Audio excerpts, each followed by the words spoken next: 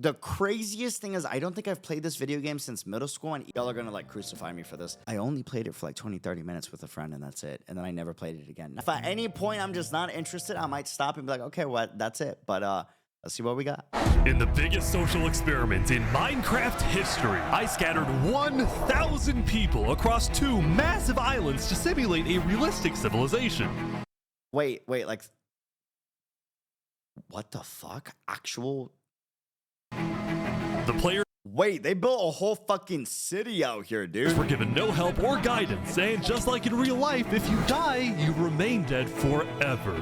Okay, that's fucking cool. I vibe with that. Wait, that's pretty sick. I like that. Okay. Now each player has I just followed you. Hey, I the appreciate it. freedom to Thank do you, thank whatever you. they want. Farm for food, become a dictator, and build a society. What? At least as best as they can, because while one island is a rich, green paradise, the other one You're kidding me. is a barren wasteland. That's whoa. So 1,000 players on the rich paradise and 1,000 players on a where? Whoa. It's up to each player to work with what they've got. Will there be peace between the islands, or will there be war? What ended up happening is the single most Is it 1K total? So like 500, 500? amazing story arc I've ever seen. All I will say is pick a nation to root for and enjoy the video. I present to you the rich and poor 500. 1,000 player total. civilization experiment. Guys, who's rooting? Who we rooting for? Rich or poor?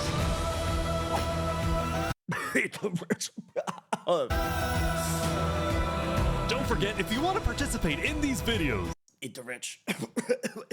Poor. join my Discord server, and of course, subscribe to my channel. I grew up. Hey. I grew up in Queens, New York. All right. I'm a little. All right, we got a Listen, 1,000. I'm a little Good luck, biased. everyone. I saw everyone living it up in Manhattan. I'm like, okay. But now I'm a content creator, so like, how quick things change, right?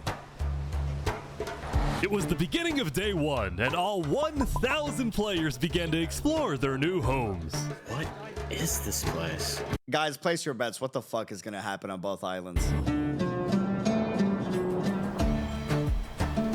Context, I've never deep dove into Minecraft or played Minecraft properly. So if I ask y'all something, or if y'all could help me out with the understanding of some things, let me know. But as far as I'm aware, it's a true open sandbox unlike any other, and you can build and craft fucking anything. For the first day, I had made everyone choose randomly between Island 1 and Island 2. And I didn't tell them that one of the islands, the first one, would be a barren wasteland.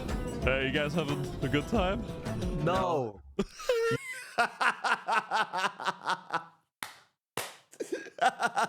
So why the fuck am I here? Bro. I fucked up this camera with that. Holy shit, dude. Brother. Like, oh my lord. They say, you having a fun time? Yeah, no. Not at all. No. Not at all. At all, at all. At all, at all. Nope. Fuck There's this. nothing here. Please tell me where the trees are, bro. I cannot find anything. It didn't take long for the people who chose Island 1 to realize they had made a massive mistake. That's crazy. I hate this place. I hate this place. Players realized that building civilizations on Island 1 would be particularly challenging, and not only because it was empty, but because some parts of it were completely uninhabitable. Minecraft is the True Notes tutorial game that you asked for earlier. Oh, interesting. I mean, I guess that makes sense. Sandbox, right? Yeah, also, dude, yeah, modded Minecraft is where it's at. Really, I loved modded Skyrim. I was really big into fucking Skyrim for a hot minute, bro. I modded the fuck out of Skyrim. The amount of hours I sunk into that game, good Like lord. the snow biome. Oh no! No! Help! And right next door, a massive volcano that could erupt at any moment. Are you serious? Not going down there. This volcano also happens to heat up all the water on the island. Okay. Oh, wait, the water boils. Wait, that's sick. This killed a lot of people. Now, to begin building civilizations, the players needed to find a tree. Please tell me where the trees are, bro. Wood is an essential material, and without it, you really can't do anything. Now, luckily for Island 1, there was one tree on the island, and it was pretty big too. But, of course, it Interesting. was completely surrounded by boiling water. You've got to be kidding me. Meanwhile, let's go over to Island 2. Bro. Hey guys. This is what it was like growing up, bro. I'm telling you. That's crazy, bro. Life Damn. on Island 2 was beautiful. The terrain was green, the trees were plentiful, and the water was normal temperature. Open for business. Selling water? This is from the ocean. Are you trying to make me drink ocean water? No. The people on Island 2 immediately realized they had chosen the island of safety and wealth. You are literally a piece of gold. Yeah. The only real danger That's on Island crazy. 2 was the possibility of falling down from a tree as you're collecting wood. But some people found a way to even work around that. So you're planning to build a bakery. Yes, I am. And you're forcing your employees to go up and get oak? Oh, no, no. She forcing you to work up here. Hey, no. It's double carrots, triple carrots. Don't say anything. Bro, that's crazy. Capitalism, dog. They said, hey, we got these fucking materials here. We get in a late stage capitalism. That's fucking wild, bro. Hey, no. It's double carrots, triple carrots. I don't want say carrots. anything. I want fair working conditions. Also, because of That's the vast amounts of wild. trees, people were very quickly able to craft tools that allowed them to mine underground. Hello, Saps. You doing okay? Yeah, I mean, this island's great. So many diamonds already. Yeah, Wow. look at this. Yeah, I'm loaded. Overall, the people of Island 2 were thrilled with their new home, thrilled with their wealth, and I would play the rich just to piss y'all off. Errol, I'm just saying, if you end up disappearing one night, okay, I'm just saying, you wake up in fucking Minecraft, you log back into the, I don't know how it fucking works, but you log back into the server, right? Your nice fucking castle might just be gone. With the weird crater where the castle used to be. I'm just saying, I'm just putting it out there, they brother, were okay? very optimistic about their future.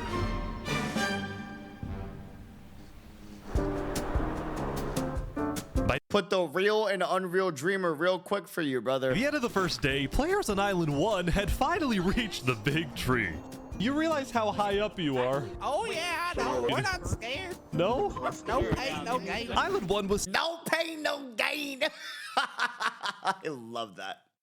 Oh, that's so good, bro. still pretty far from having fully fledged civilizations, but there were communities starting to form. For example, this player named Remy the Rats made a small restaurant to feed those who were starving. Remy the Rat, what are you serving them here? It's very popular. Bread? And you could What the frick? Why? You get none. Wait, is this a bread line? Oh, Ain't no way we got a line for bread, bro. I also got word that there was a small group of people who had chosen to settle in a weird location. People Right. at the volcano. What type of people would choose to live on a volcano? Oh. Hey guys. Hello. What the Hey, how's it going? Welcome to the Mafia. This was Lingolini, and he had recruited about 20 people. Please.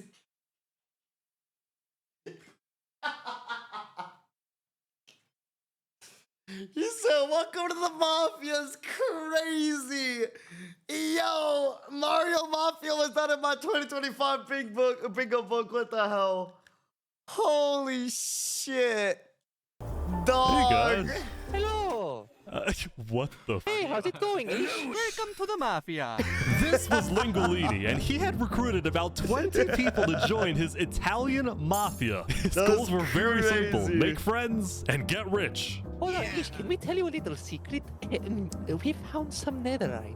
Oh, really? Yeah, don't tell anyone though. We're trying to keep it between us. We'll check back in with these guys later, but in the meantime, on Island 2, there were actual the fuck? huge civilizations Netherite sounds better than diamond. Is that right? starting to form.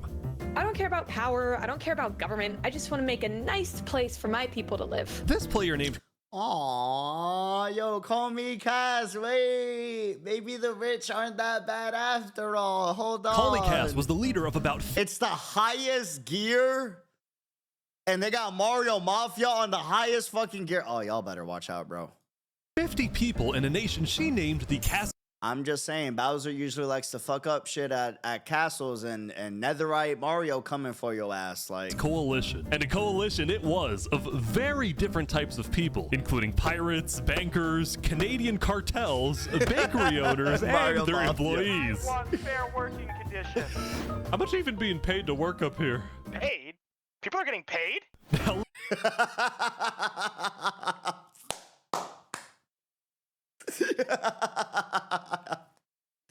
oh shit, bro, that's mad funny. later in the day, Island 2 would face its first conflict. Oh,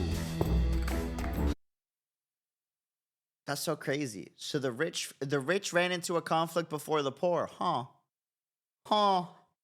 That's wild. The heck? Hey, you guys can't be destroying the beach. Who are you? A group of about 20 people were extracting sand from the shore right next to the Cass Coalition.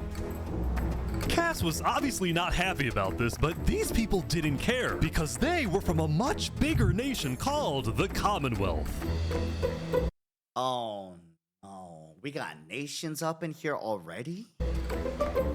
We're actually 5 nations combined into one, so we have strength. Oh, we are watching this? Bro, a lot of y'all know about this. Should I just like ping the Discord that we're watching this? What's up?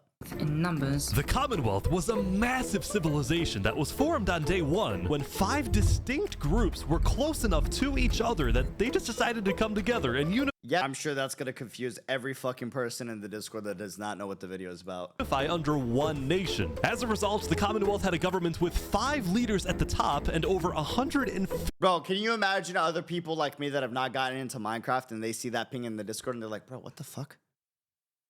The poor has Mario and the Mario has a fucking mafia? What the fuck is going on? 50 citizens. We're going to turn this mountain into our city currently. Ah, okay. The Commonwealth leaders were very ambitious and wanted to make the Commonwealth the most beautiful, the most respected, the most powerful nation on Island 2, even if it came at the expense of others. Right. Overall, by the end of the day, Island 2 was much further Very important for anyone coming in right now. We got fucking capitalism that started within the first minute of the rich island, just so we're clear. ahead than Island 1, as expected. But let's see what happens in the following days.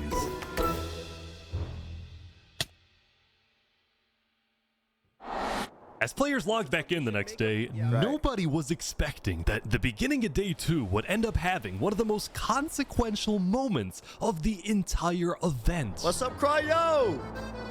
Damn, 4 dead. Just like Remy that. the Rats was running his restaurant when he received a visit from a player named Spood. Does anyone...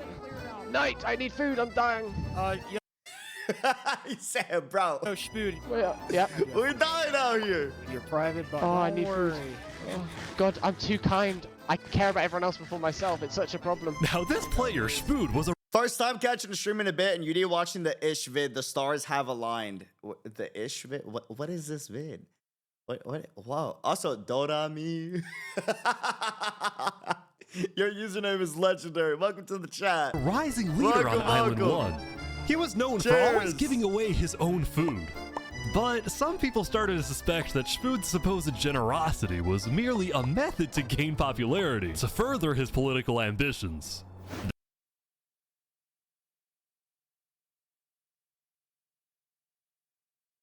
Of course. That is until... Oh! Oh my god. Oh, he's a traitor. He was trying to assassinate Spood. Spood! Run! Spood had survived an assassination attempt, which brought him exactly the attention he needed to cement himself. He gave him an almond croissant. He has a nut allergy. That's why he attempted to assassinate Spood. Because he gave him an almond croissant. He's got a nut out. So he thought, I got it. I Spoilers, I already know what's gonna happen. Himself as a legend on Island 1. Wait, what the fuck? So he got away and he became a legend just like that? Huh? Survived an assassination attempt, which brought him exactly the attention he needed to cement himself as a legend on Island 1. Bro, this is like the same shit as like a streamer getting banned on Twitch and then because of that, they explode. That's a real thing, by the way. Like if you get banned on a social media platform, when you come back, your numbers actually go up. People were drawn to him, and on day 2, Spood used this leverage to establish an empire named Westhelm. Nah, bro, it's fuck. His nation is called Westhelm? Nah, that's some rich shit. No, Presume, everybody gonna die if they go up against Westhelm, bro. That's some Game of Thrones shit right there. Bro, they got a fucking statue. Oh, hell no. It's a fucking empire, bro. Dude. Bro. These people have made me emperor. This right here is going to be our capital. We're also building a massive coliseum. You mean where people... Dog, it's the Roman Empire all over again. That's wild. Fight to the death? Exactly. Exactly. Even though the people of Westhelm were still struggling with food and resources, their motivation to succeed was unbelievably high. Earlier, somebody... Capitalism! Yes! Yeah.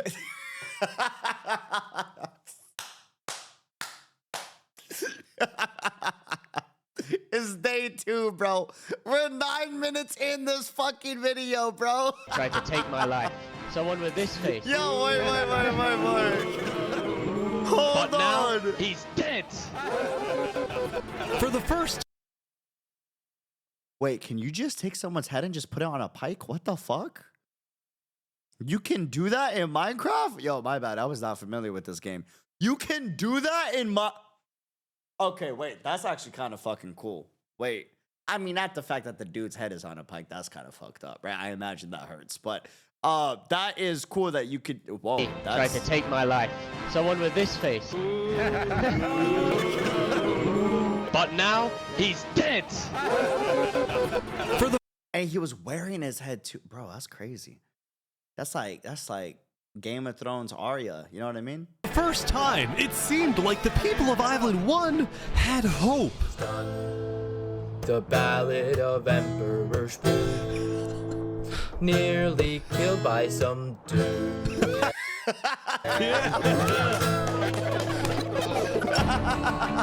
Island 1 was finally starting to develop civilization, but not all of them were as motivated as Westhelm. Right next door, for example, was a cult. Hey, yo, can we appreciate the fucking editing and the music in this, by the way? Like it set the vibes right. Island 1 was finally starting to develop civilization, Whoa. but not all of them were as motivated as Westhelm. Right next door, for example, was a cult named... And he's like world building with moving around the map really fucking well. I can't imagine how hard this video was to make. Holy hell. But not all of them were as motivated as Westhelm. Right next door, for example, was a cult named Nevermore that literally just boxed themselves in and wanted nothing. Guys, cults are bad. Okay? Always be careful. Always listen. Always be careful. Okay? All right? Just so we're clear. But on that note, hey, yo, fam, cheers! We don't need no cult shit because we got the fam. You know what I'm saying? Cheers!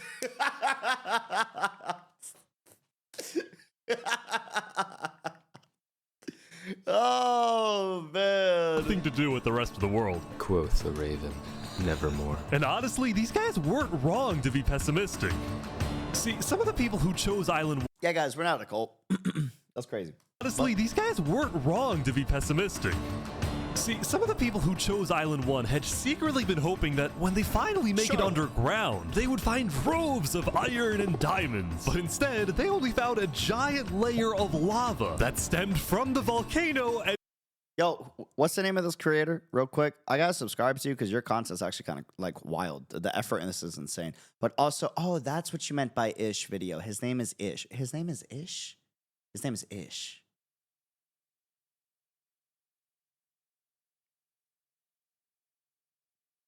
I respect it. But what I was gonna say with you is like, what, bro? You got beef with poor people? What the fuck?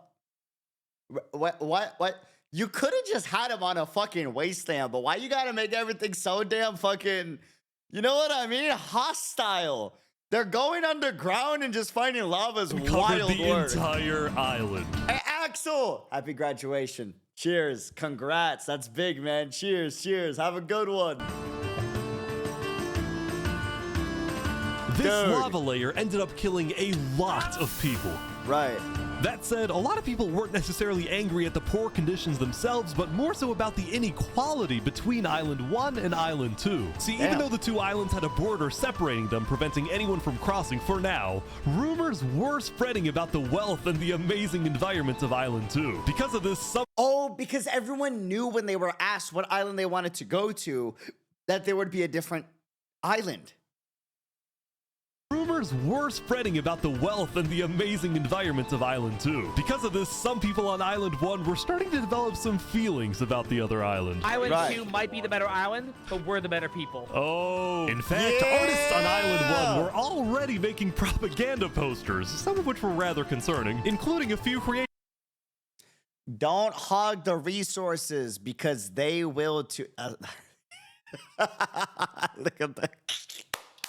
Yo, wait, they kind of cooked with these. What the?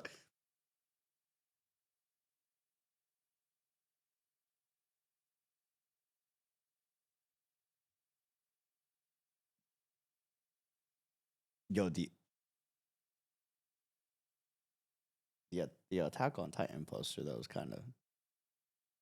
By our mafia leader, Lingolini.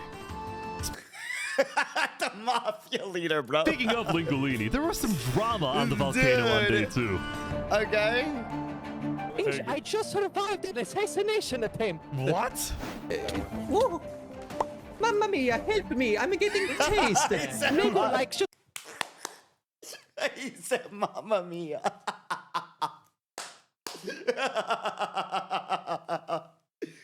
Bro, he said, Mamma mia. to take me out of nowhere and I had to run down the mountain. It was becoming a pretty common occurrence on Island 1 for people to try to rob or murder as a means to get food or resources. But Lingolini was not going to let that slide. Well, what are you going to do about that then? I put the hit out on him. Everybody... I'm making a coffee for this shit. Wait. Yo. He said I put out a hit on him. Yo. Give me a minute. I'm gonna go make a coffee. Wait a minute. We fucking look at this. This is the funniest shit. Yo, this might be the funniest shit I've seen all month. I ain't gonna lie. Hold on. Dog. Give me 1 minute. I'm making a coffee. The Mafia knows that the Lego likes is an enemy. About to get food or resources. But Lingolini was not going to let that slide. Well, what are you going to do about that then? I put the hit out on him. Everybody, the Mafia knows that the Lego likes is an enemy of the Mafia. But then, during our interview... That's crazy. Oh, wait, who's coming out over here? There's some people coming out. Oh, those are people from Infernace. They're our allies. Oh, really? Lingolini had decided to share his volcano territory with a larger group called Infernace, whose main goal was to preserve and protect the sacred land of the volcano. No way! We got a cult already! Wait. I don't mean just like a normal cult. We're talking a fucking religion already, bro. No way. No way. We got religion up in here. That's crazy. Dude. I spoke with the leader, a player named Seneca, who described herself as the Queen of Infernus. We are a nation of the flame. We have to treat the volcano with the respect it deserves, and we hope we can work with Lingolini to do just that. Seneca and Lingolini agreed to protect each other in case of an invasion, and use the volcano's height and flowing lava to their advantage. If anybody tries to attack us, we'll kick them out like a Koopa shell. Now, speaking of invasions, on day 2, the Cass Coalition was approached by an army of boats. The bet is genius. Crap. Guys, I think we're under attack. It looked like for some reason... This is the coolest fucking shit ever, bro. What? Hot take, not hot take. This should have been the movie. They should have made They gotta hire this guy for the next Minecraft movie. I'm gonna be real. Cast Coalition was approached by an army of boats. Oh, crap. Guys, I think we're under attack. It looked like for some reason the Commonwealth was coming to attack. No, we can't fight this. We gotta run. Get everyone out. But after a few moments of panic, it turned out to be just a group of immigrants who had gotten lost. We are not here to invade, I swear. The Mexicans are here. I can crack that joke. I'm Mexican, all right? Hey! They came in with the boats, right? All ominous and shit, right? Island's freaking out like we can't take an attack of this size, this magnitude, right? And then you just hear the first boat come in, and the guy's like, "Hey, parcero! ¿Cómo estás, hermano?" Ah, perdón. ¿Cómo estás, hermana? Oh, man. I'm not here to invade you, we promise. Why are y'all here? It's you, mother. But I didn't do anything. I just followed You them. brought them all. You didn't do anything. Okay. The leader of the migrants, a player named 3 Below Zero, profusely apologized for the scare, and then the migrants took off. What's going on, Cass? I know they didn't mean to do that. I'm telling my people not to worry. Glad to hear. Listen. To make, if there's anything that we've learned, right? Just bring some drinks, bring some music. Everyone's happy.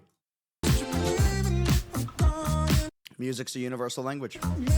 Now on day 2, no one knows that better than my people. Players had finally realized that Island 2 was not technically an island at all, but an archipelago or chain of islands. The northern island was an optimal place to settle with open fields, trees, and wildlife. So naturally it had the biggest civilizations, including the Commonwealth, the Cast Coalition, and a huge kingdom named Tricolor ruled by a monarch named Jofiel. The red stands for the underground, the green for plains, and the blue for the coast. The center island, meanwhile, had pink cherry blossom trees and was the home of a small nation called Barbie Land. What is this? Because it's pink.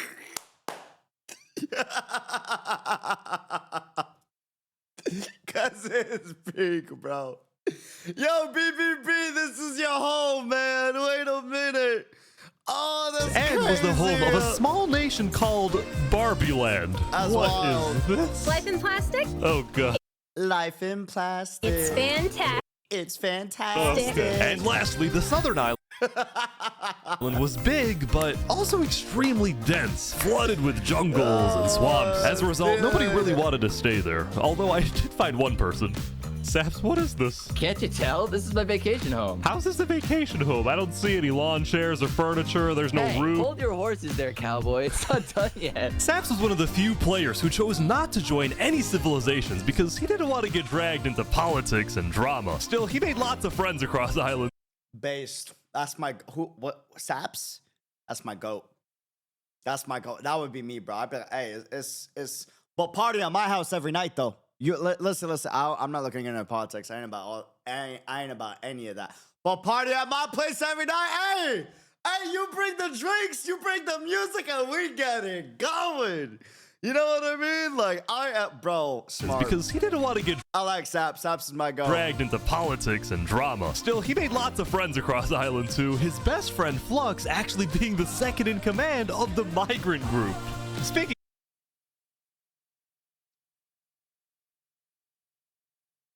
Do you see the correlation? Of 3 Below Zero and the migrants had finally reached their destination all the way up north. Now, other than accidentally invading the Cast Coalition, these guys seemed pretty insignificant. But little did people know, this new civilization was about to change the entire world. Okay. Ooh, music. Hold on. We are blessed to live where we live, and we intend to use it for good. We are enlightened. We are the light. Okay. Any oh boy, here we go. Yep, oh no. Oh no. Anytime you hear we are enlightened. We are the light. Yeah, no. It's oh no, bro. Light. We or Luminara. Oh, dude. The migrants had decided to call the migrant to cult pipeline was not on my bingo. their Okay. civilization Luminara. They saw themselves as the light of Island 2, the innovators, the inventors. See, the reason 3 Below Zero had chosen this specific location to settle, well, it wasn't by accident. After it was planned? The first day, 3 Below Zero had used content and propaganda released by the people of Island 1 to... This might be one of the greatest fucking pieces of media I've ever watched in my life. Wait. Ain't no fucking way. Pause. Ish, you might be one of the greatest creators ever. What in the fuck is this video? Can you imagine how hard this was to put together? Dude, they used propaganda and videos. It wasn't by accident. Dog! After the first day, to bolster their fucking nation. 3 Below Zero had used content and propaganda released by the people of Island 2 years of production? 1 to estimate. How have I never heard? 2 million subscribers, 1.5 million subscribers, and I've never heard of this. Granted, I don't know much about Minecraft. I haven't played Minecraft, but still, like, this is fucking insane. The location of the other island. He then used a coordinate system to calculate the northernmost point of Island 2. Oh, you watch out. This guy's gonna be one of the... His goal was to settle as closely as possible to the other island so that when the day comes, when the borders drop, Luminara can build a massive bridge connecting the two islands, giving free passage as a sign of good faith to perhaps bring about world peace. All hail Luminara. All hail the lights. The enlightened. All hail... But it wouldn't be that simple. The second in command of Luminara, Flux, as well as a few concerned citizens, did not want that bridge to be built. They had seen the Island 1 propaganda. They knew that people on Island 1 were angry. Okay, but the Attack on Titan one is crazy, bro. As well as a few concerned citizens. I'm gonna be real. Did not want that bridge to be built. They had seen the Island 1 propaganda. That's crazy. They knew that people on Island 1 were angry. Their fear was that Island 1 would just use that bridge as an opportunity to invade Luminara and perhaps invade the rest of Island 2, leading to a world war. See, but Island 2 is going to be aggressive. Look, listen, I'm not saying I got experience or anything, right? But I'm just saying, oh my God, I am so grateful to your benevolence for wanting to bring peace. We invite you to join us over on Island 2. And then as they're crossing the bridge, right? Ladies and gentlemen, we got them. Please activate the TNT. Fireworks.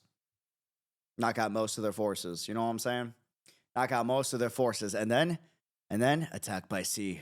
As they're busy crossing the sea and then getting exploded by the TNT and you knock out most of their forces, you then wrap around, boom, finish them. That bridge is... Initiate Operation Doomsday. A bad idea. Trojan horse their asses, you know what I'm saying? Moving up north was a bad idea. Island 1 is going to invade us, and Luminara is going to be their first target. What about the...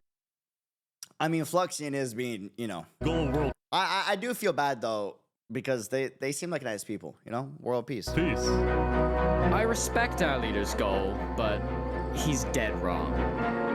We shouldn't be trying to befriend our enemies. The way we're going to achieve world peace is by uniting Island 2 against Island 1.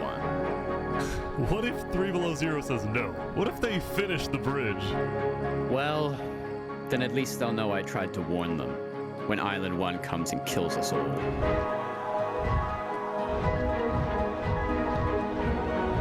This is... Man, there are just some creators just deserve it. You know what I mean? This is a fucking work of art. This needs to go in like a fucking history book, bro. Of like this is so fucking cinematic. The music, the pacing, the scripting, the editing.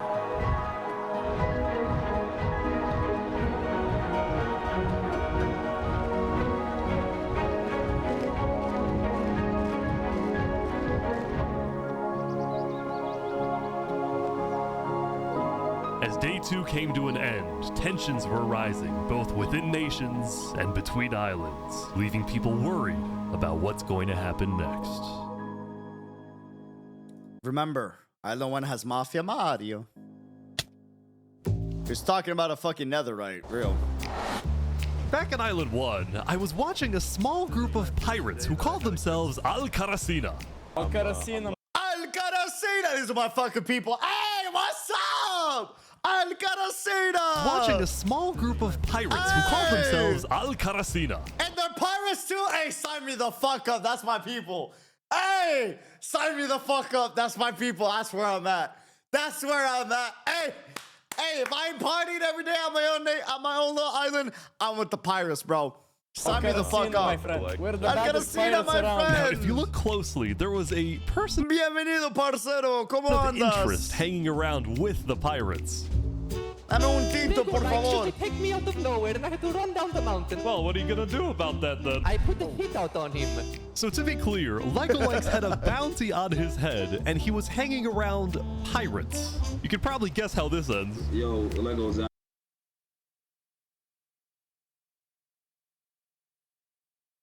It's nice knowing you, brother. It's nice knowing you. Lego's here. So this is everything you guys got, huh? Not much. Ooh. They're boiling him! Oh no! Oh my gosh! They boiled him alive! The Al-Karasina pirates had killed Legolex, but there was a small problem. In true Mafia style. Did you hear about the news? Yeah, I saw it, but we don't know who claimed the bounty. It didn't say it in the chat. Because Legolex had technically died to boiling water instead.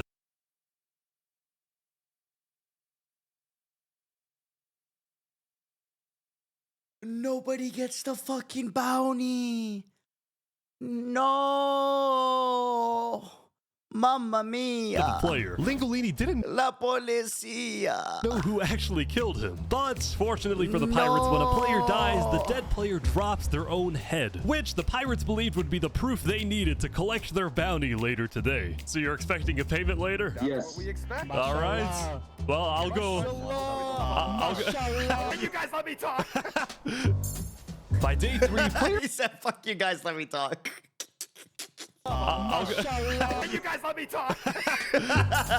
By day 3, players had basically mapped out all of Island 1 and were finally starting to adapt to the environment. Day 1 was horrific. We literally had bread lines. Day 2, we're building a coliseum, a citadel. I am literally immortal. Hopefully that isn't foreshadowing. Emperor Spood was still the most powerful man on Island 1, and on day 3, he was invited to a big international. You know, he's sounding a lot like Emperor Caesar from the Roman Empire. I'm not gonna lie, Spood. Have you ever studied history, Spood? I feel like, I swear I'm watching history repeat itself in real fucking time, bro.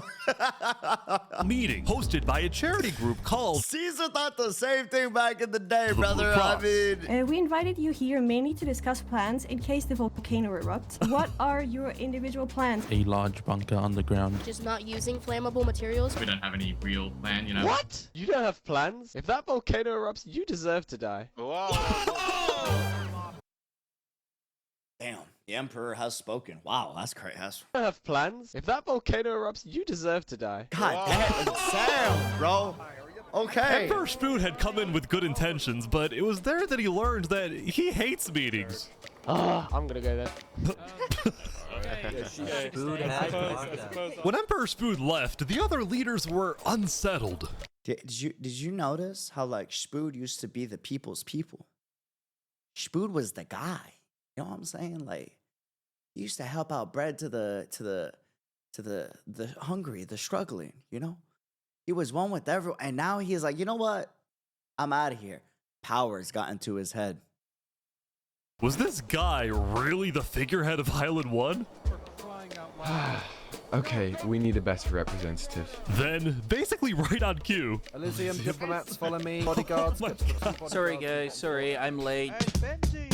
This is Benji, and he's the leader of Island. Yo, Benji got a whole damn theme song. Wait a minute. Pause. Hold on. This is some Jujutsu Kaisen stuff right here.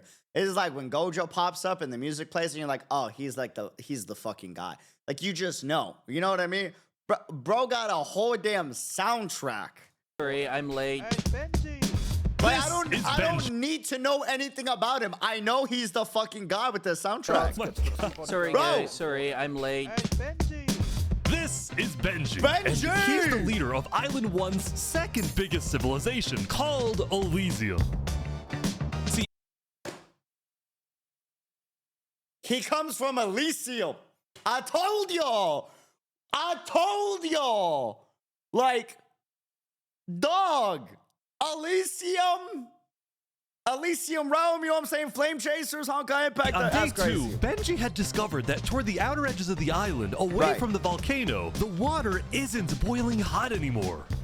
So he founded Elysium, which literally translates to a place of ideal happiness. And he made the nation to give peace-loving people a chance to relax and get away from all the troubles of Island 1. Cross my name after this.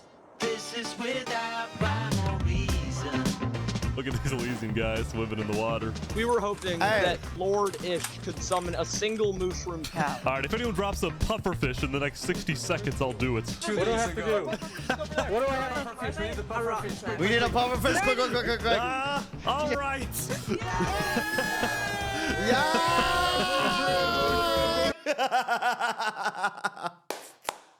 I love these people, man. Yo. I love that shit, man. All right.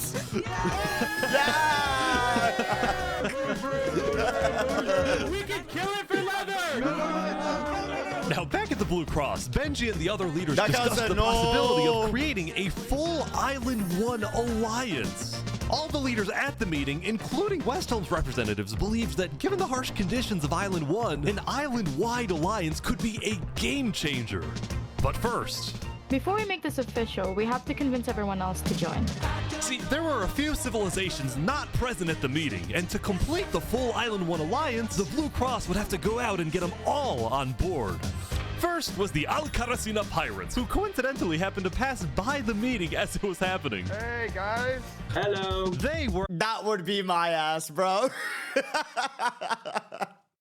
My ass would totally walk by and be like, enjoy your meeting. I'm with the boys. Hey. They happened to pass by the meeting as it was happening. Hey, guys. Hello. They were on their way to collect their bounty from the second nation not yet in the alliance, the Linguini Mafia. Oh, yes, they're Pirates versus the Mafia. Who wins? waiting. Hello, I'm looking for Mario. Hello, it's me. Ooh, mamma mia! It looks like a small brain. It sure looks like a Lego lights.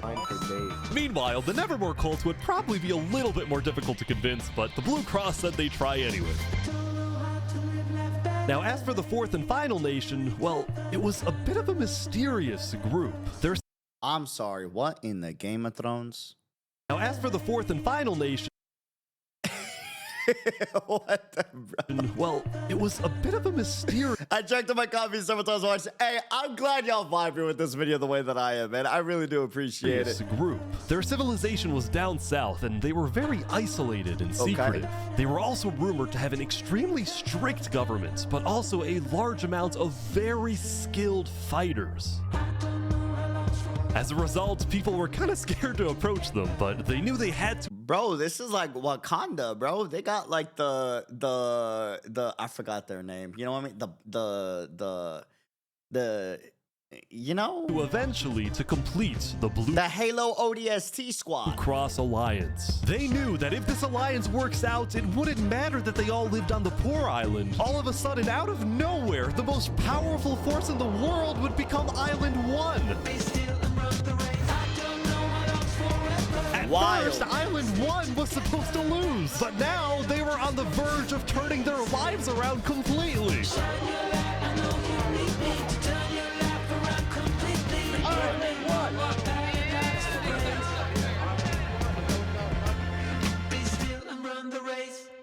Okay. All in 3 to 4 days. That's crazy. It's over. Oh no, it's just sheep. Never mind. Okay, we cool. We still on. I thought that was they were implementing my TNT bridge plan is what I thought they were doing, but no, it's just a sheep. As you can see, there was a bit of commotion at the Commonwealth.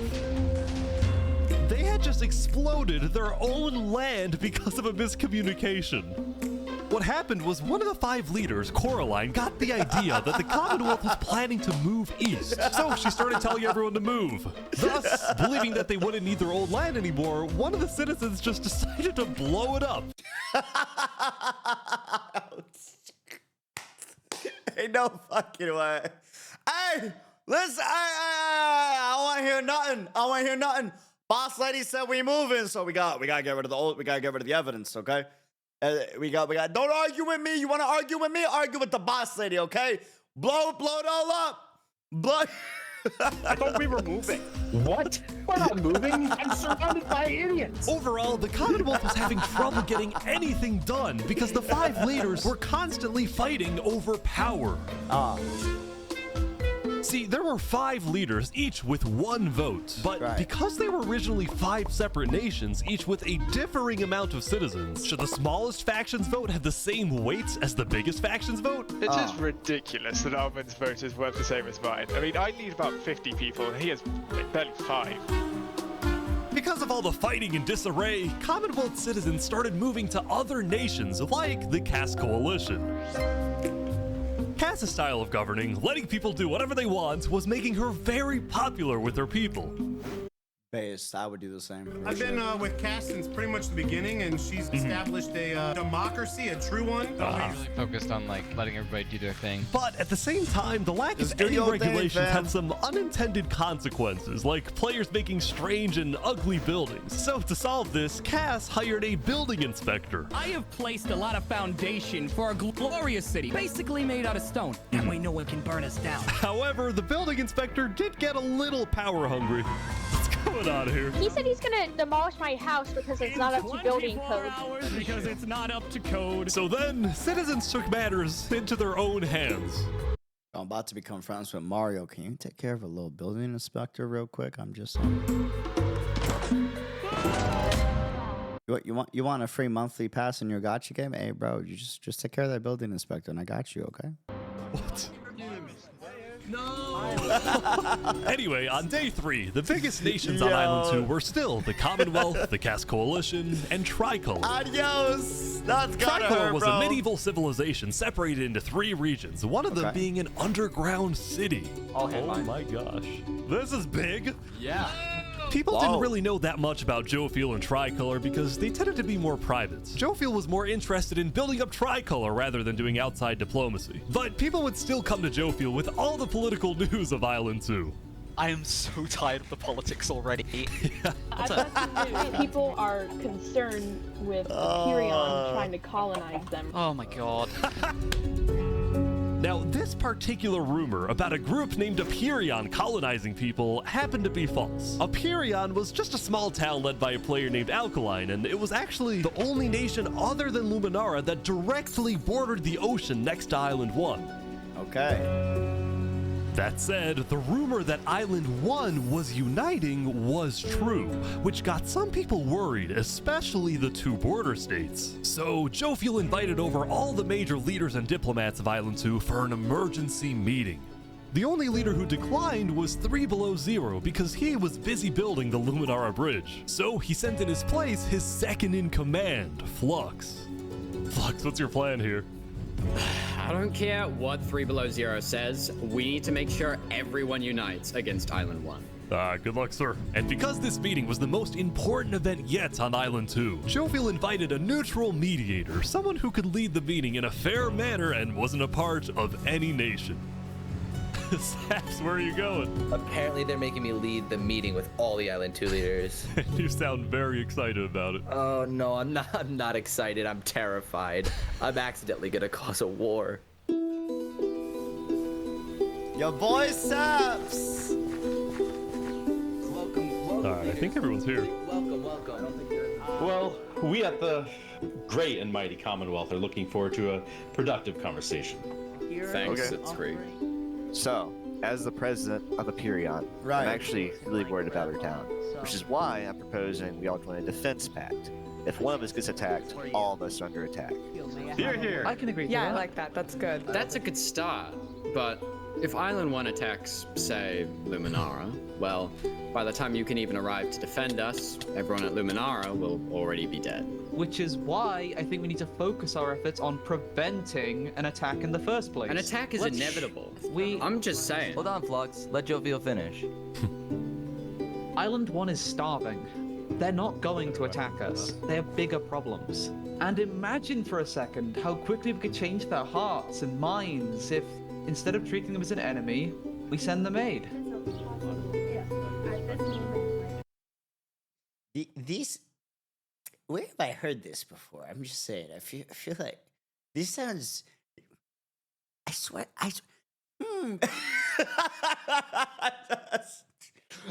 I've seen this play out. I've watched this movie before. Wait.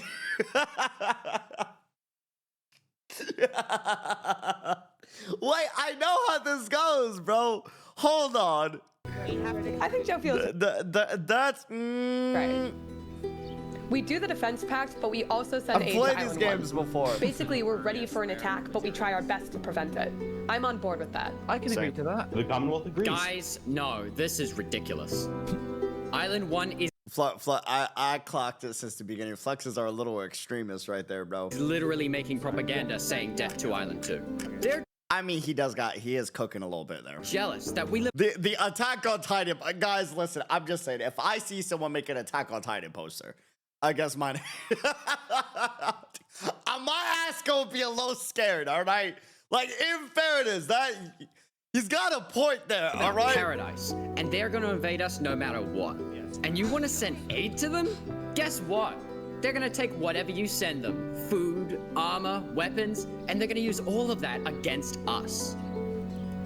He might have a point. Hold on. Island 1 isn't evil. They're not savages. They just need help. You cannot be this naive. Well, there's a guy under the table. There's a guy under the table. Everyone is. I like how they're having a serious fucking political talk. And someone's like, yo, wait, real quick, there's a guy under the table, bro. Super on edge. Dog, is he? Boom! Titan transformation, you know what I'm saying? Dude. Guys. Island 1 is united. Dude. They have hundreds of people all aligned in the same goal. To kill us and take our resources. If they decide to attack any single one of our nations, it'll be easy. All they'll need to do is walk ahead. Which is why we need to either merge all of our nations right now. We all choose a spot and combine into one civilization. Either that, or we attack Island 1 first. Whoa. Are you crazy? You plan to kill What's crazy, Jovial, is you leading all of us to our death. Oh my That's god. too have much. to We listen to can't me. do that. If we don't do this, it's the end of Island 2. Flux, We can't do that. That's crazy. What is happening? All right, everyone. We can't fight. Let's just vote. All in favor of Flux's plan to treat Island 1 as an enemy, say aye. Aye. I didn't expect that. I thought there'd be a lot more eyes. Okay. Goodbye, Flux. Adios, sayonara. All in I straight up thought he was gonna like plant the seeds of doubt with everyone. favor of sending aid to Island 1.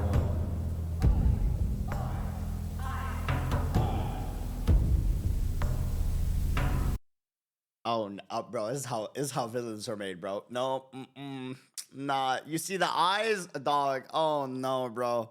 This is the villain origin story, bro. Oh no, dude. Here we go. That was 3 days? Nah, bro.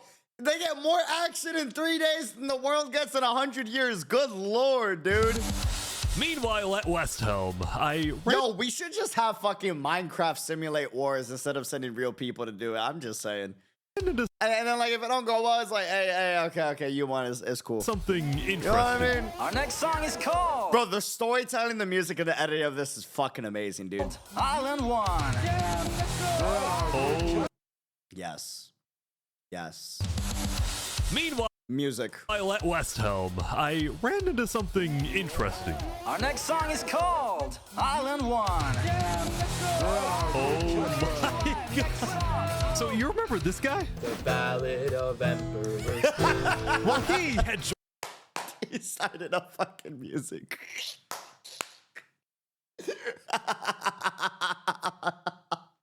Holy fucking storytelling, bro. We brought him back. So you remember this guy? The Ballad of Emperor Spood. Well, he had joined a band that produced actual songs and then performed them all across Island 1. Ain't no fucking way. A boiling water sea. Hey, wait a minute, hold on. No resources to speak of. Okay, brother. Except a Warden tree. Oh! Everyone loved the Island 1 band, including Emperor Spood, who found that the music bolstered the morale of his citizens. Music, the universal language, He believes man. that a happy citizen is a productive citizen. Yup. Preach. Westhelm took us in. It gave us a little hope. Even though Emperor Spood was a chaotic figure, Westhelm itself was the opposite. It had an army, a storage system, and a hierarchy, from emperor all the way down to citizen or plebeian. And of they got plebeians. Of course, there was the Colosseum, which when finished will play a major role in Westhelm's justice system. That said, Emperor Spood was not happy when he heard that yesterday, Benji and the other leaders had been talking poorly about him. Okay, we need a better representative. Our final goal is to put Benji Button in here. No, that is a joke. That is a joke. You don't want Benji to die, do you? Well, I mean...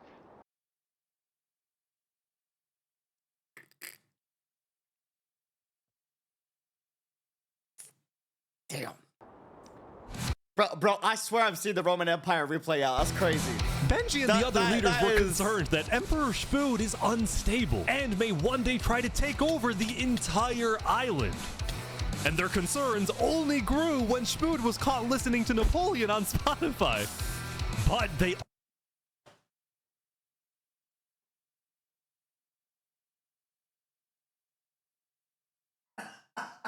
Bro.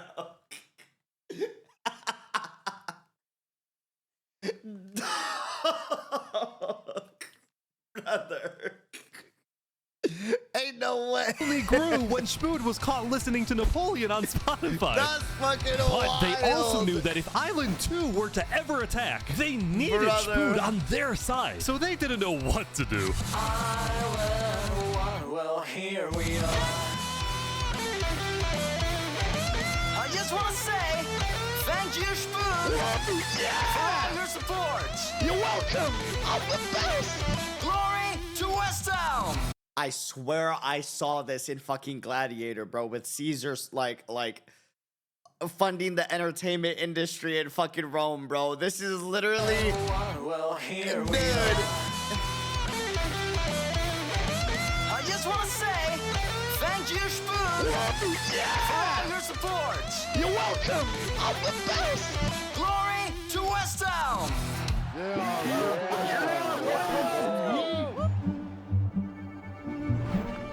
Meanwhile, Seneca, the Queen of Infernace, had decided to begin building a massive castle for her people. A beautiful home base that would hover directly over the volcano.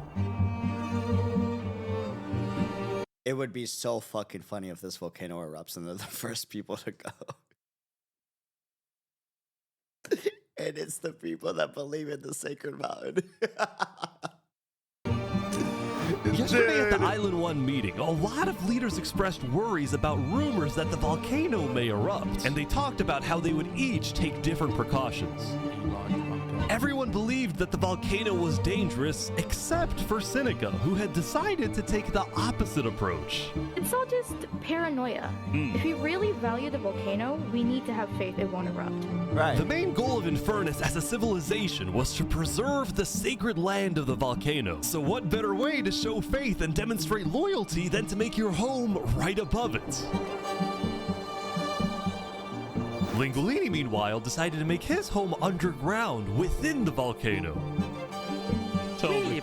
See, Linguini was like, I gotta play nice with the volcano people.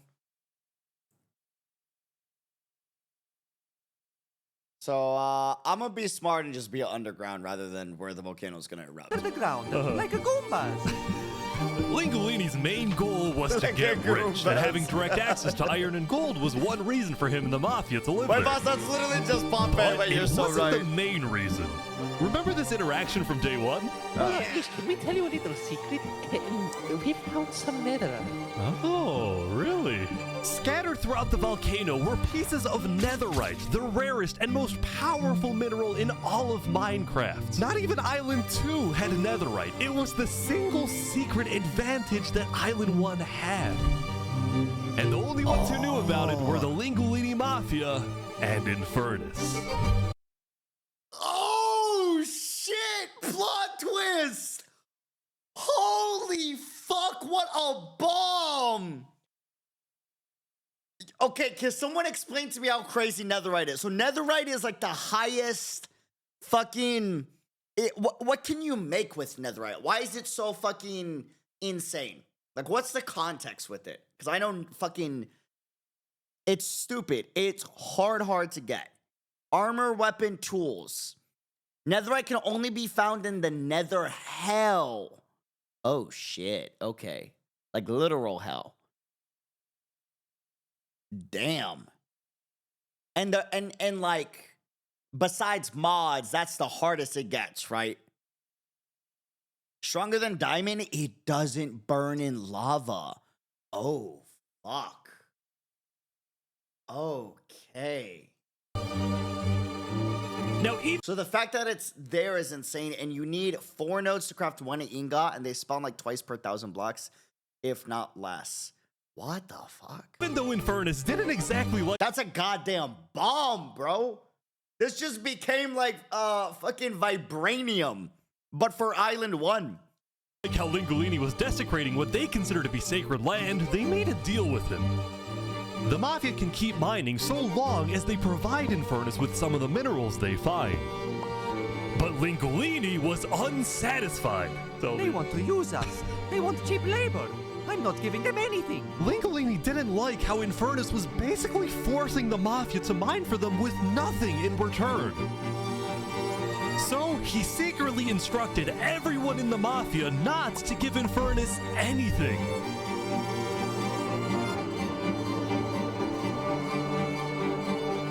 Lingolini's hope was that Infernace never asks for those minerals and forgets about the deal entirely. Otherwise, he would be in a lot of trouble. Bro, the soundtrack's fucking hitting, man. That said, despite this conflict, the rest of the Island 1 unification effort was going very well. Earlier today, Lingolini had decided to join... You gotta go to another dimension to look for it. This is modded, so that's why you can find it. I see. Join the Blue Cross Alliance. And that's hell, right? Or the nether hell. Thank you all so much for having me. The Alcaracina pirates were also eager to join, and surprisingly, so was Nevermore. There was only one holdout. Yo, that's some Game of Thrones shit. I know I said that before, but like, bro, I saw heads in the front. There was only one holdout. Bro, there's a skull with 2 heads just out in front on the skull. Like that, like...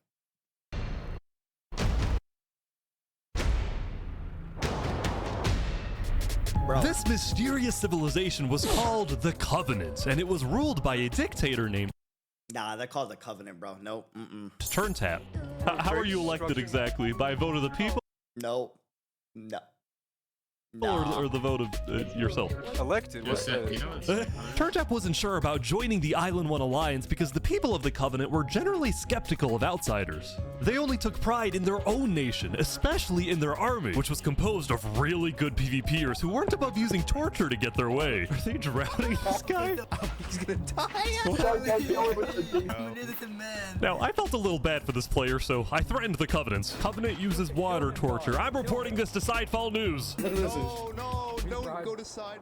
So I went to the local news reporter. Sidefall, I have a story for you. I just caught the Covenant waterboarding one of their own people. Oh. Well, I'm paid off by them, so I don't really care. What? What the? Shit. Whoa. That's why he said, no, don't go to Sidemen. That's why he said that, bro. He said, you ain't getting shit with me. I'm reporting this to Sidefall News. No, don't go to side. So No, don't go to the local side. news reporter. Sidefall, I have a story for you. I just caught the Covenant waterboarding one of their own people. Oh. Oh, well, I'm paid off by them, shit. so I don't really care. What? By the way, real quick, I'd like to gush about the editing on this part right here. He builds up and builds and builds and builds on like how crazy this nation is, right? He's waterboarding them. You hear the soundtrack. Utter torture. I'm reporting this to Sidefall. And he's like, I'm reporting this to Sidefall News. And he goes, no, don't report to Sidemen, right? And as soon as like the lore bomb drops of like, oh, he's paid off by them, he strips the music away. And all the focus is on what he's saying. Right. So I went to the local news reporter. Sidefall, I have a story for you. There's the music, and then as he says it, I just caught the Covenant waterboarding one of their own people. Oh. Well, I'm paid off by them, so I don't really care. What? Dude, it's free money. That's a little edit, but it goes a long way to make that moment just hit. You know what I mean? And then you get the different camera angles as he's walking to show the interaction between dude. Oh. Well, I'm paid off by them, so I don't really care. What? It's free money. You know what? It's called a business for a reason. It's not for profit, okay? Sidefall ran a news business with questionable ethics. He was also known. In my actual edited videos, not just the ones where I just upload VOD with no edits and that's it, right? I'm talking about the ones where like I edit like an intro and all that. You'll notice I use the lack of music to like strip it away in important moments where you just hear my voice or when a big moment is happening or like a point happens. And it's a very big thing. It's called contrast editing. It's so important. For making up fake stories, writing things like the lava is rising just to sell more papers. That said, earlier today, he had made a legitimate discovery that could grabs attention, yes. Devastate the entire island. Island 1 had a lot of known dangers, from the lava layer to the boiling water to the powdered snow. But there was one last danger that nobody knew about until now.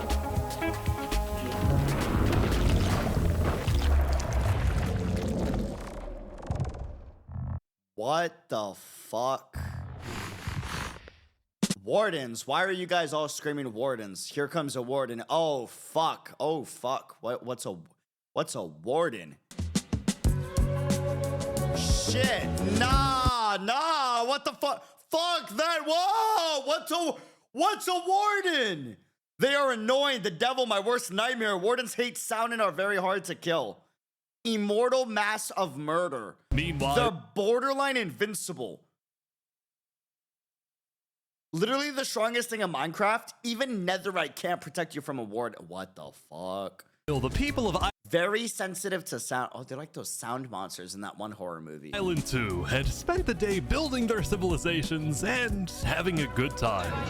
A mini boss, which is 100 times worse than the final boss. What the fuck? So basically, the Warden is a blind mob, and it has the highest health in the game, even more than the Ender Dragon. The Ender Dragon's like the final boss, right? They hit fucking hard and are very sensitive to sound. It kills you in 3 hits, even with netherite. Oh, shit, that's crazy.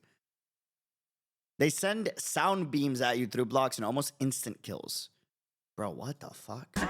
Yesterday, their leaders had voted that whenever the border drops, Island 2 would send aid to Island 1, hoping this gesture would lead to peace. But not everyone agreed with this approach. The end of Island 2. When Flux returned home to Luminara, 3 Below Zero was furious at Flux for causing chaos at the meeting and for going against Luminara's values. 3 Below Zero, as the leader of Luminara, was actually heavily in favor of sending aid to Island 1. The whole point of the Luminara Bridge was to make peace with Island 1, not to start a war. As a result, 3 Below Zero demoted Flux from his position as second in command.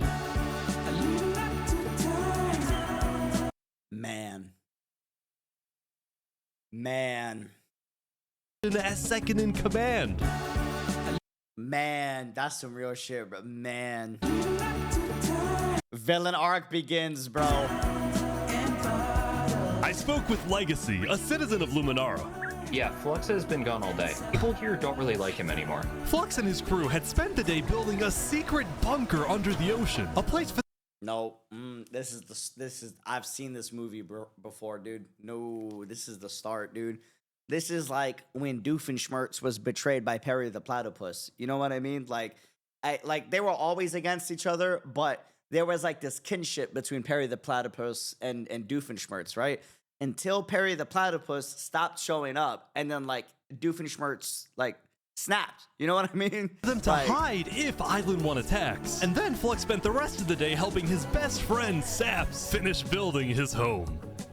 Despite all the chaos, Saps still reached out to me after I was demoted. Mr. Mediator, what a good friend. Flux over here could be a little unpredictable, but the way you said that, he said, Flux over here could be a little unpredictable. He's just a silly guy. Don't mind him. He's just little. He's just a little unpredictable.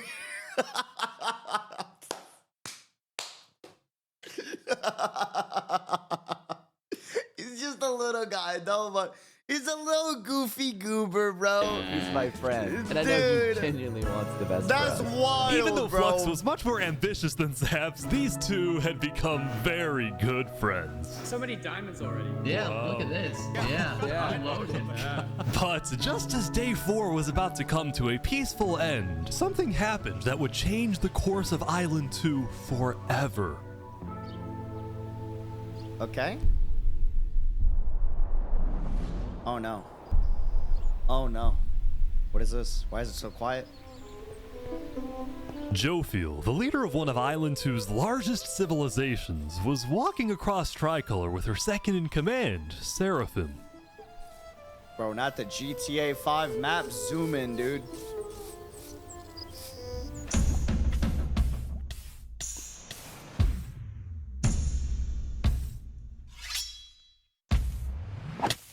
Seraphim! What are you doing? What? No way. The second in command of Tricolor had just killed their own leader. And immediately, all of Island 2 went on lockdown. What? Wait, what? Everyone was confused about what caused this to happen. They killed Jophiel. Why? After Seraphim fled, Tricolor was in complete disarray. That's our leader. Back at Saps' place, Flux told Saps it might be a good idea for him to call an emergency meeting with all the leaders. So, for the sake of the island, Saps agreed to host a meeting tomorrow. But for now, he and many others headed to Tricolor to help them restore order. Bro! That's a beautiful shot. Damn. Yo, it's so crazy to see all this, knowing that, like, it started off at nothing.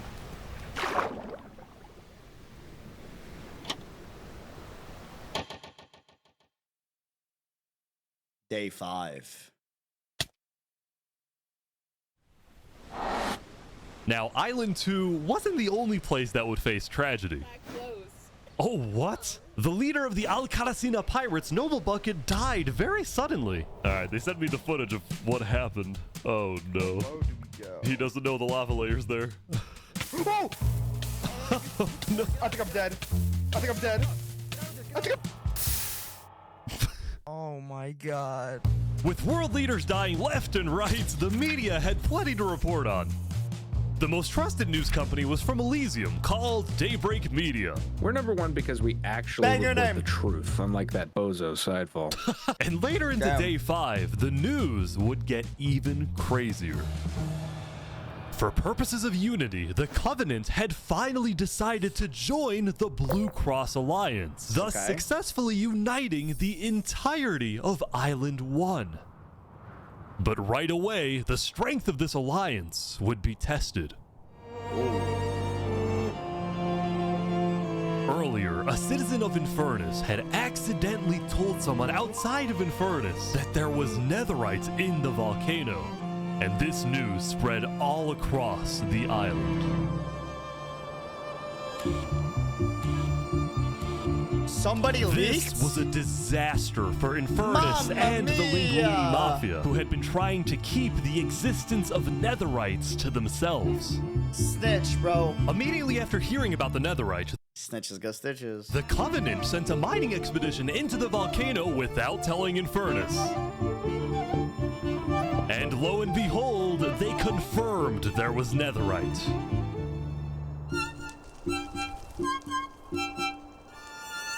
Because the Covenant had a scary reputation and a ruthless army, Queen Seneca of Infernus felt it was in her best interest to allow the Covenant to mine. But when other nations like Westhelm started asking if they too could mine in the volcano, Seneca said no. People are saying we're being selfish. They're the ones being selfish, trying to take our resources. Listen, Island 2 is rich. We are not. Now with netherite, we actually have a chance of evening the playing field, but the volcano people are hogging it. Before any fighting could break out, the Blue Cross quickly reached out to all the leaders and told them to put this issue on hold. We're inviting everyone here tomorrow, so we can all talk this through peacefully. Right. We're Island 1. We cannot afford to have a war over some mineral.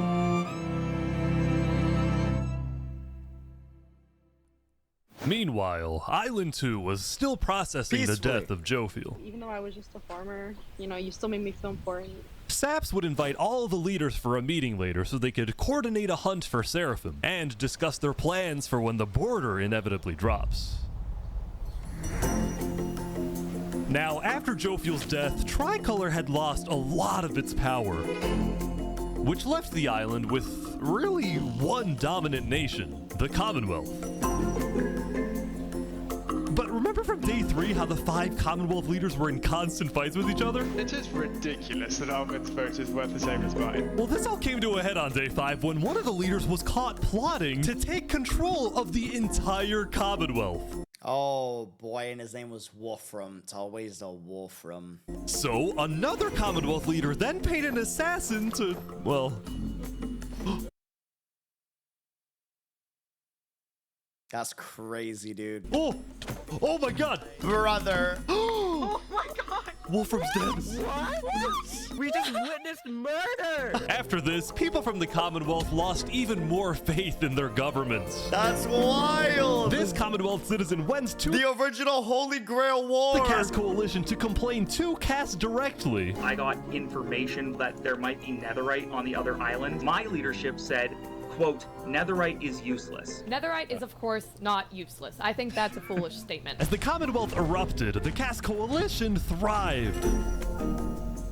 But they did have their own problems. Is this your employee? Yes, yes, he is. That implies I get paid. Is he not getting... Brother.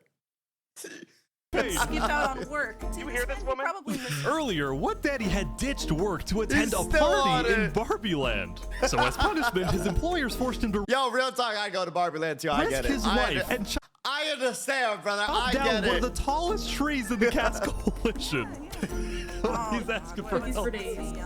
You have to yell louder. I can't hear you. You're so far off. You have to get closer to the ground. Oh!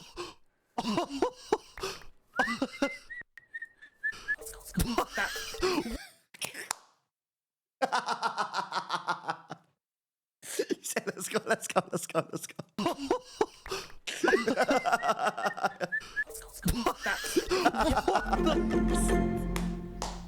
Now, because of this recent tragedy, Cass decided to stay home from Saps' meeting. That said, every other major leader was now on their way. Oh no. As the leaders and representatives Here arrived, we go. there was one person who would be notably absent, banned from attending the meeting. Before the meeting started, Flux called me to his underground bunker because he had something, quotes, important to tell me. Flux, what are you gonna do? Well, first, let me just explain. I'm not allowed to attend this meeting because the leaders of this island are utterly incompetent. They can see that Island 1 is gearing up to invade us. And their response is, let's give Island 1 more gear. It's completely brainless, and it's going to result in all of our people dying. Oh no. So, you got a plan? I had a plan, but nobody listened. They all voted against it. This is a villain arc. We can still save this island, but the current leadership has to go. What do you mean, has to go? Has to go. Removed. And I'm done waiting. It's gonna happen today.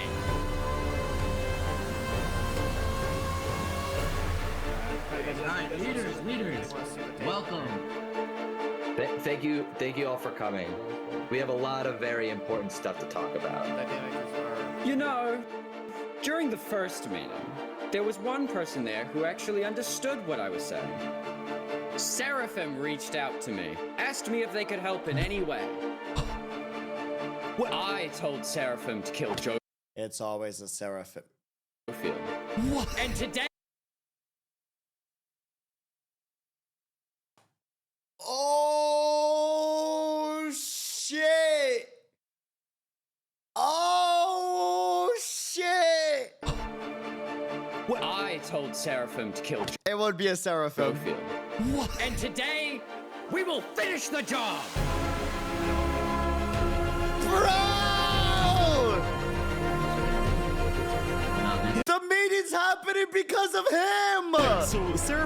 Holy fuck! It's happening because of him to fucking to hunt him down in the area. Oh, bro! Gets there. What actually happens next? Something I didn't want to do, but something that needs to be done. I'm going to save this island by any means necessary. I would like to bring you to the table. If you agree with full KOS on Seraphim, please say aye. Aye. Are you sure this is gonna work? I don't know, but we have no other choice. Alright, so I have something to say. Is there a possibility, any possibility, that the assassination of Wolfram and the assassination of Jofield by Seraphim is any way connected? Is there a conspiracy going on right now? Do we think that's a thing? Are leaders safe? I have reason to believe that leaders are not safe. Flux. They're too late, bro. They're only just now connecting the dots. Do you feel any guilt doing all this? Well, part of me feels bad for Saps. I also don't think the leaders are safe. What do you mean you feel bad for Saps? He has no idea what's about to happen to him. But if you had to betray one person to save 1,000, would you? Not the fate!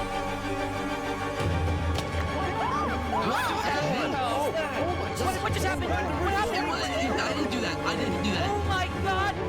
Why is there a trap? Is this all a setup? Saps, where's Saps? Where did he go? Did Saps do this? Wait, Saps? We have to find him. Hunt him down! Kill him! Kill Saps! Saps, where are you? Saps!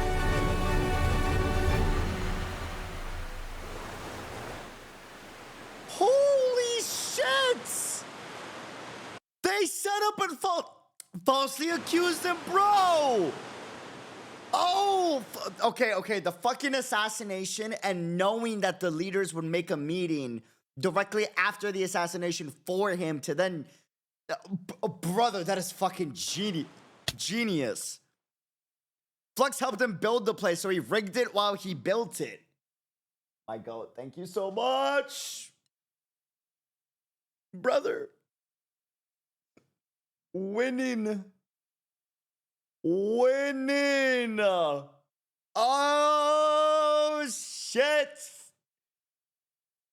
Oh, shit. Thank you, amor. Thank you, thank you, thank you. Brother, Flux helped him build the entire place, which means he rigged it while he was building it, right? Because you wouldn't have had an opportunity to do so otherwise unless he snuck it in the middle of the night. And then Seraphim goes to kill Jophiel in order to set up a meeting of everyone to sit there where the rig traps were. To then fucking frame Saps. Bro!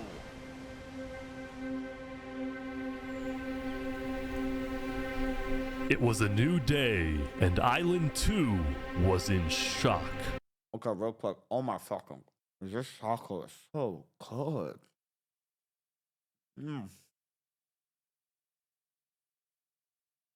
Is that a fucking sword?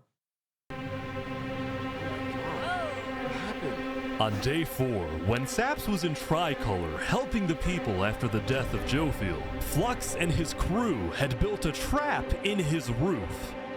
And Saps did not know they had done this. Fuck! He had been framed by his friend Flux, used as a scapegoat for Flux's plan. But because they had to rush to build the trap, it actually wasn't fully successful. Some of the dripstone, including the one meant for 3 Below Zero, had failed. But overall, the trap still killed the leader of Aperion, Alkaline Alk, a leader of the Commonwealth, Coraline, and 4 other very high-ranking officials from across the island. The people of Island 2 were devastated, confused, and angry.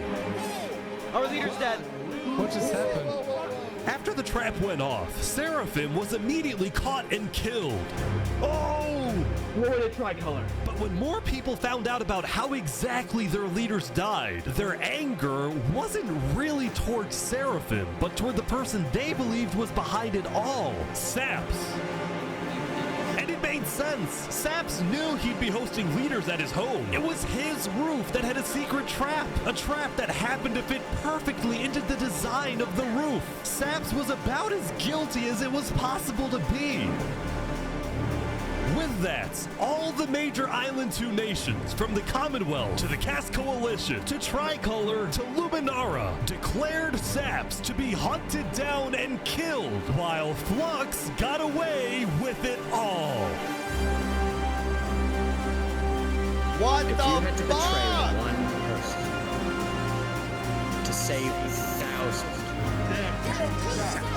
That's fucking crazy, dude. Holy shit. would you? And on top of all of this, at the beginning of day 6, it was announced that tomorrow, on day 7, the border between the 2 islands will finally fall. Chat, what's your predictions? Go. Thoughts. Border falls. Do they go to war? Yes or no?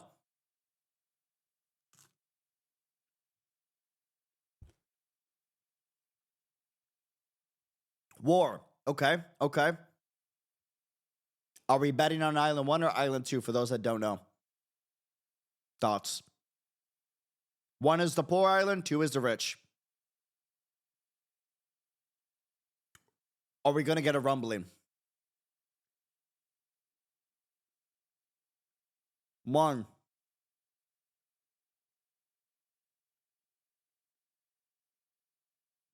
One, because Island 2's leadership is erratic.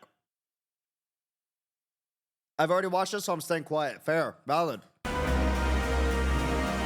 Bro, I deadass was 10 minutes into this, and I was like, yo, in case we don't like it, like, we might stop watching it. Bro, I'm locked in.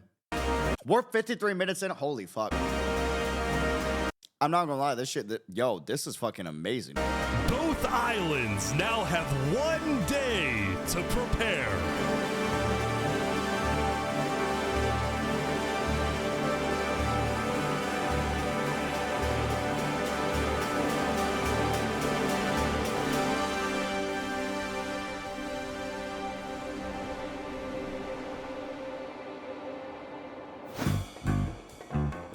Now, when the people of Island 1 saw the chaos happening on the other island, most just didn't really care about it. A lot of the hatred against Island 2 that was popular in the early days had faded away. That is, except for this player named Oppenheimer, who was determined to take out Barbie Land because in 2020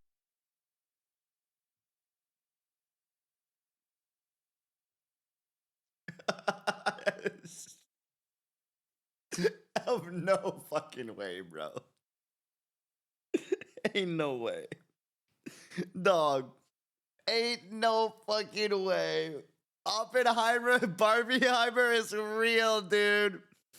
But because there was a competition between which movies were being watched, bro. Except for this player named Oppenheimer, who was determined to take out Barbie Land because in 2023, the Barbie movie had outsold the Oppenheimer movie. I'm building a nuclear rocket that will make yesterday's chaos. Bro, what the fuck? Because of a movie? I'm building a nuclear rocket that will make yesterday's chaos look like child's play.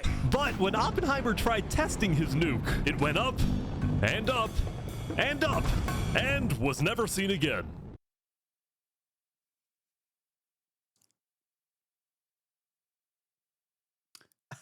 Okay. Sure. Bro built a rocket, dude. Holy hell. Now, Day 6 did present some new challenges for some of the civilizations. For example, at Nevermore. What is Bro. this? What are you doing up here? I got voted out because they hate me. No! Come on! No, jump! What about me? I can shoot. No!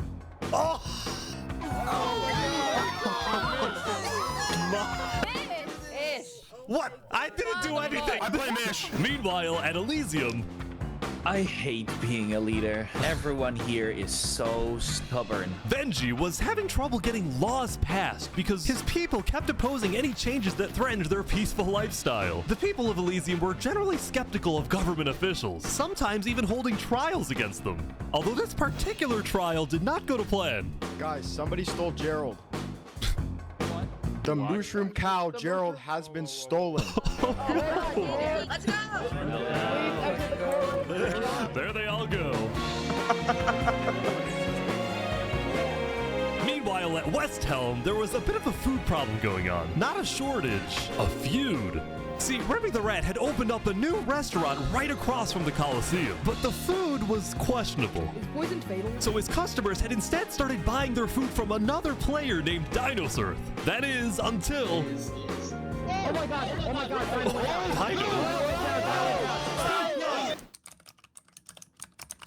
What is he?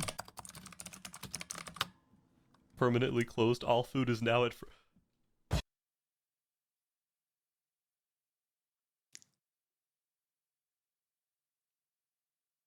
Ain't no fucking way, bro.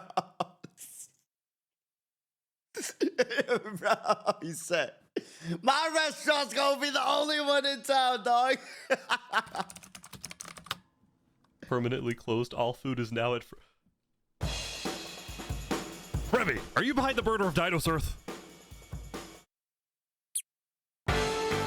Anyway, on day 6, the Westhelm Coliseum was finally complete. Yeah!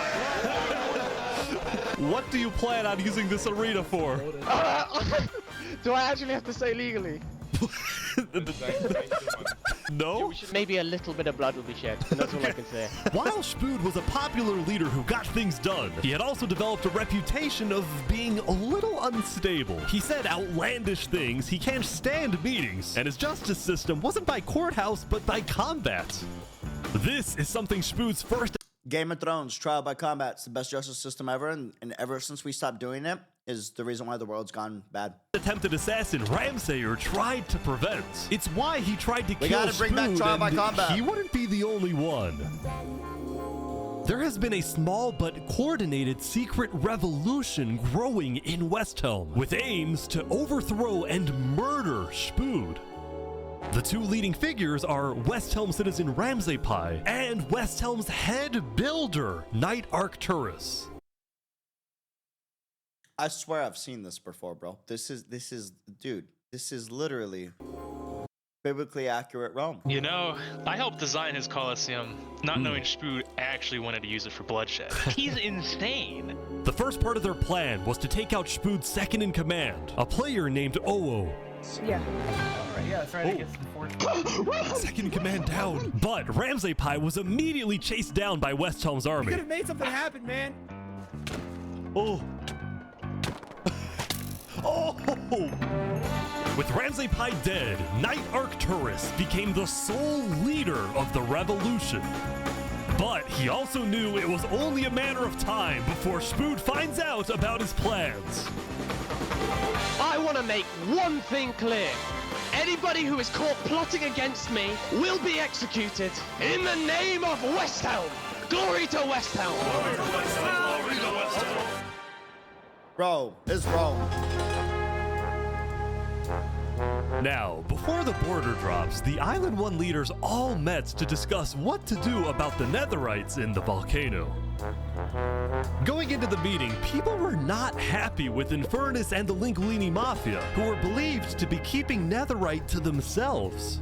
Please keep all your weapons holstered That cheese is fire, by the way. I agree. Banger. at all times unless you absolutely have to take them. The meeting began with Westhelm's representative and Spood's newly appointed second in command, Spider. We asked if you had netherite, and you lied. You said there was no netherite, that you had looked in it, and that you hadn't found any. Because people were immediately starting to gang up on Infernus, Benji from Elysium tried to keep the peace. Why is it Infernus's job to report on the netherite? There were people literally going into their territory, mine without authorization, and then accuse them of doing something wrong. After some more discussion, Infernus was asked the big question. Will you open up rights to mining underneath the volcano? It is still our land. It is still the place where we live. And of course, trade. Just like how they did it in Rome, they held Mark Antony hostage by talking to him while Caesar was being murdered. They took out Caesar's second in command. Things like trade are important, but in terms of opening up the volcano, it is an adamant no. Ooh. I agree. Oh, wow. It's a Mario time. Now, Lingoli. It's a Mario. Wait, let a Mario talk. It's a Mario time. Adamant no. Ooh. Let the Mario talk. Let the Mario talk. It's a Mario Now, time. Lingolini, Seneca's biggest ally, was about to speak, but what he ended up I fucking love Mario, unexpected. bro. Holy shit. I disagree with Infernus of not allowing anyone else to mine in the volcano. This is Island 1. We're all struggling against the nature and everything like that. Shouldn't we all be allowed to mine wherever we please? No way. Let's go. Yes. Hell yes. Preach. Soon, Mario for leader. people started offering deals to Infernus. I believe we'd be open to give you resources since it is your land. But Seneca still said no. The volcano is still our sacred land. We don't want hundreds of people there mining and ravaging it. As a result, Lingolini went even further. On the day one, Mario was here first on the volcano, and we're able to mine there, but it's not fair that no one else can mine. While your queen is over there with the diamond boots, some people don't even have any armor. The Mafia comes in and turns the table. Ooh. Damn. Actually, people started using scare tactics. That volcano is insanely active right now. It will most likely erupt within the next 2 days. I doubt it. No, that's sci-fi propaganda. That's propaganda. And so, after even more discussion, Westhelm made a final plea. We have a representative from every single nation on this island. You have an opportunity here to unite us all, or you have an opportunity to totally destroy that unitedness. But Seneca still wouldn't budge. For now, it's a no. So, Lingolini made a big announcement. Mario has a large chunk of territory in the volcano. The Linguini family declares independence from Infernus, and we will open mining to anybody who wants to mine. The Mafia flips the tables. They got the lands, and now they got the influence. Damn. Damn. The Borgia versus the Medici. Seneca's leaving? Right. Seneca had left the meeting, furious at Lingolini's betrayal.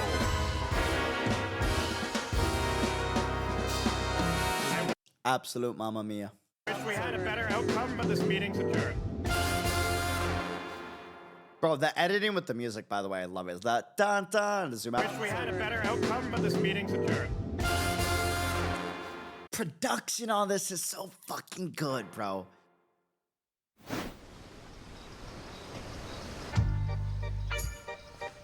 And now we got the smooth jazz. Come on, man. Saps, what just happened? Dude, what just happened? Every leader in front of me just died. And you had nothing to do with it. It wasn't me. Someone was in the roof. I'm getting framed-ish. Following yesterday's trap, Saps was on the run, getting as he was now the most wanted and notorious criminal on Island 2. I'm screwed. What am I supposed to do? He had no choice but to hide amongst the dense jungles and swamps of the southern island. Damn. But he also knew that the longer he hid, the more guilty he looked. So earlier, he had decided that he would turn himself in under the condition that he is given a fair trial. Flux, meanwhile, was satisfied with the success of his plan, but it wasn't over quite yet. We got 2 leaders left to kill. Call me Cass, and of course, the Bro, this is crazy. We really saw a villain like play out in real time. guy who demoted me. And because Seraphim was dead, Flux sent another member of his crew to It is how the board just gained popularity. take care True. of the job. Oh no. Oh no. There he goes. No. To the world, this looked like yet another senseless assassination. But to Flux, it was the strategic progression toward making the people of Island 2 paranoid. So paranoid that they wouldn't trust anybody, and especially not Island 1. In fact, the new leadership of Tricolor was already preparing for Island 1 to invade. I think we should secure our nation, make sure we have plans when inevitable war and fighting starts. Sending aid to Island 1 was officially off the table, and the construction of the Luminara bridge had come to a stop. Damn. After all these days, Flux's plan was finally working.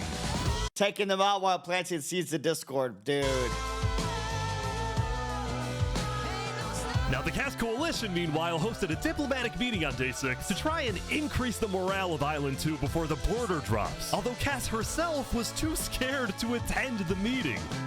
And I want to enter, but my members are telling me not to because there was an attempt on my life yesterday. Right. Because Cass was one of the last remaining major leaders on Island 2, she now had guards with her at all times. Here, I'll trade you armor. Why? Just want to make sure you guys do not die. Please don't die. That said, everyone would soon be tuning into the trial of Saparata to find out whether Saps will be freed or executed. Several nations argued over who would get to host the trial, but the Commonwealth ended up winning. We've made this beautiful venue to show the world that the Commonwealth is still the strongest. But first... Oh,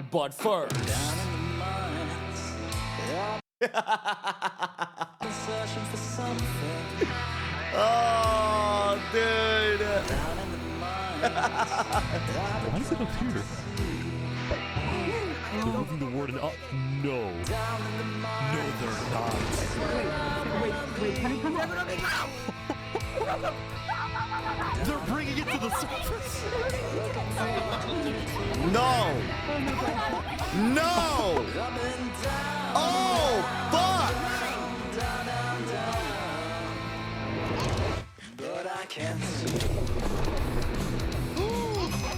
Wait, they made it rising lava?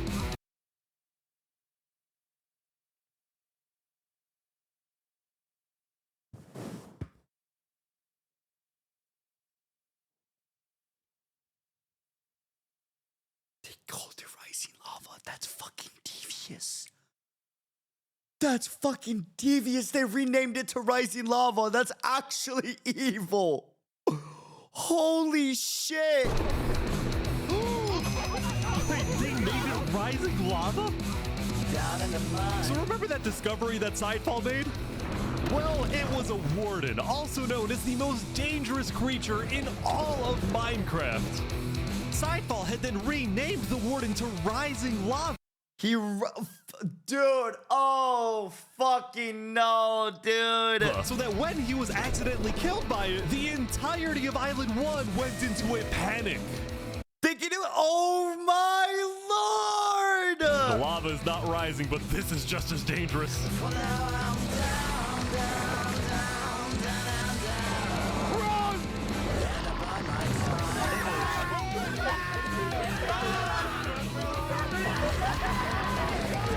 The Warden had been unleashed onto Island 1, going from place to place, terrorizing civilizations. Bro, it's the plot of Attack on Titan!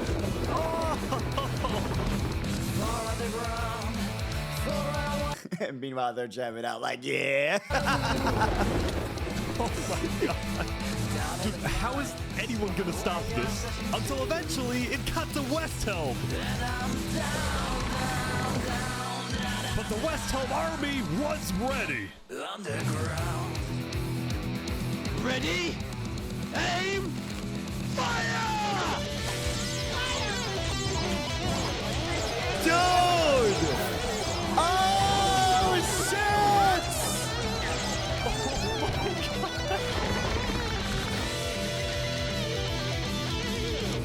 Bro! Come on! Oh my gosh!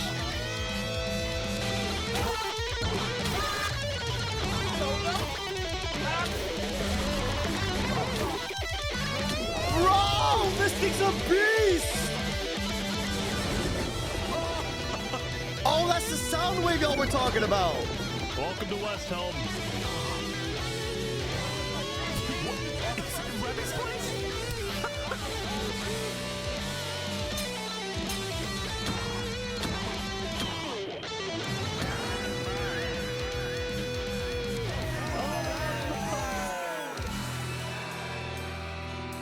They defeated it! Holy fuck!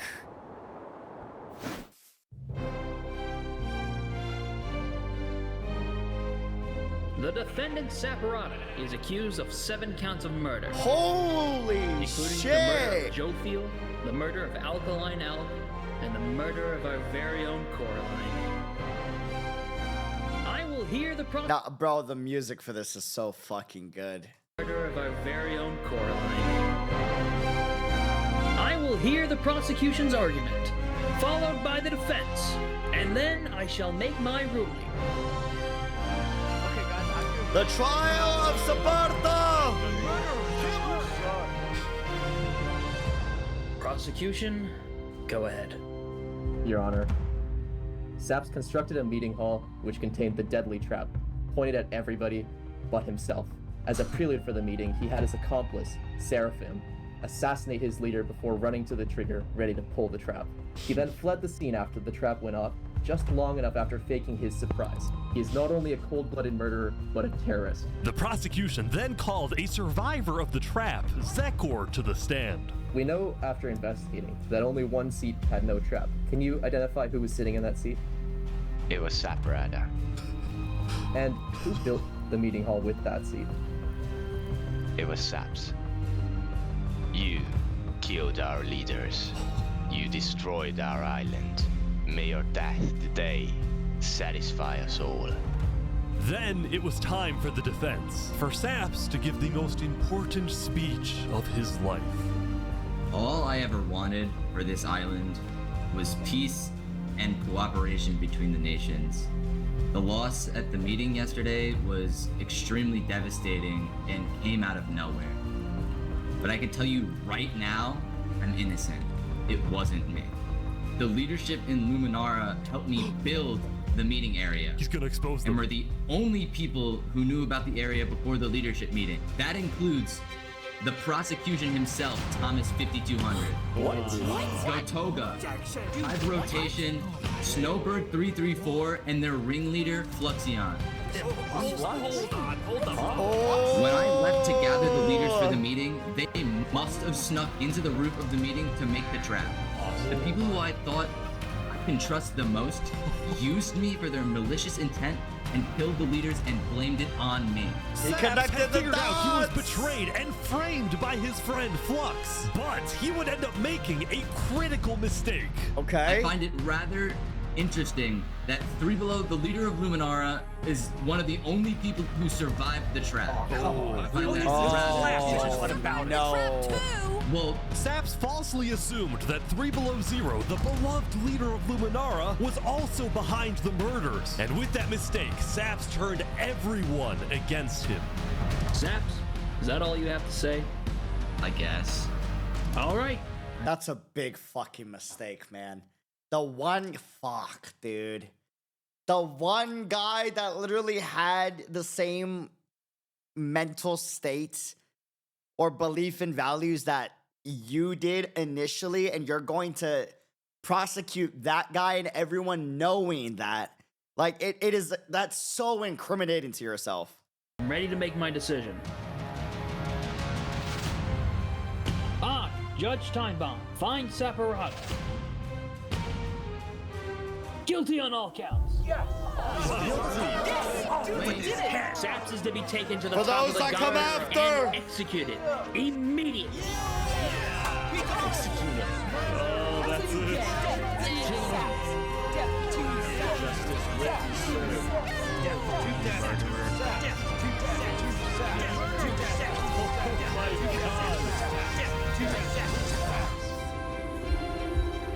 For those who come after.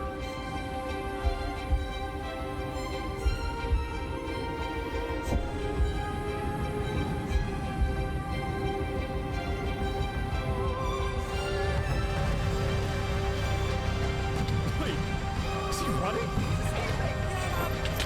No way. No way.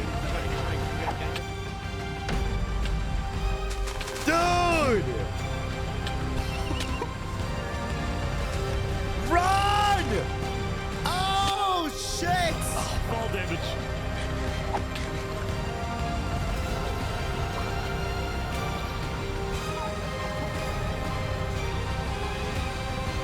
Did he make it out?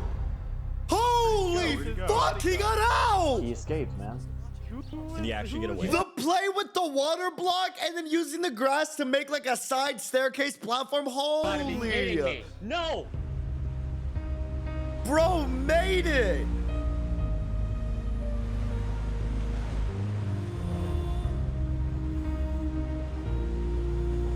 You killed our leaders. You destroyed our island. Brother! Guilty on all counts. Disgrace to all of the island. Saps, why did you do this?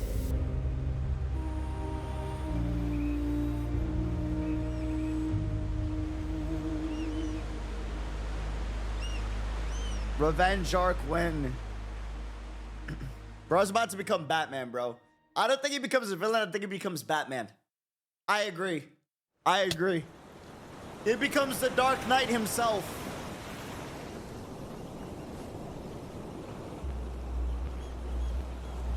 Oh boy, here we go. Shouldn't it be dropping soon? Yeah, I think so.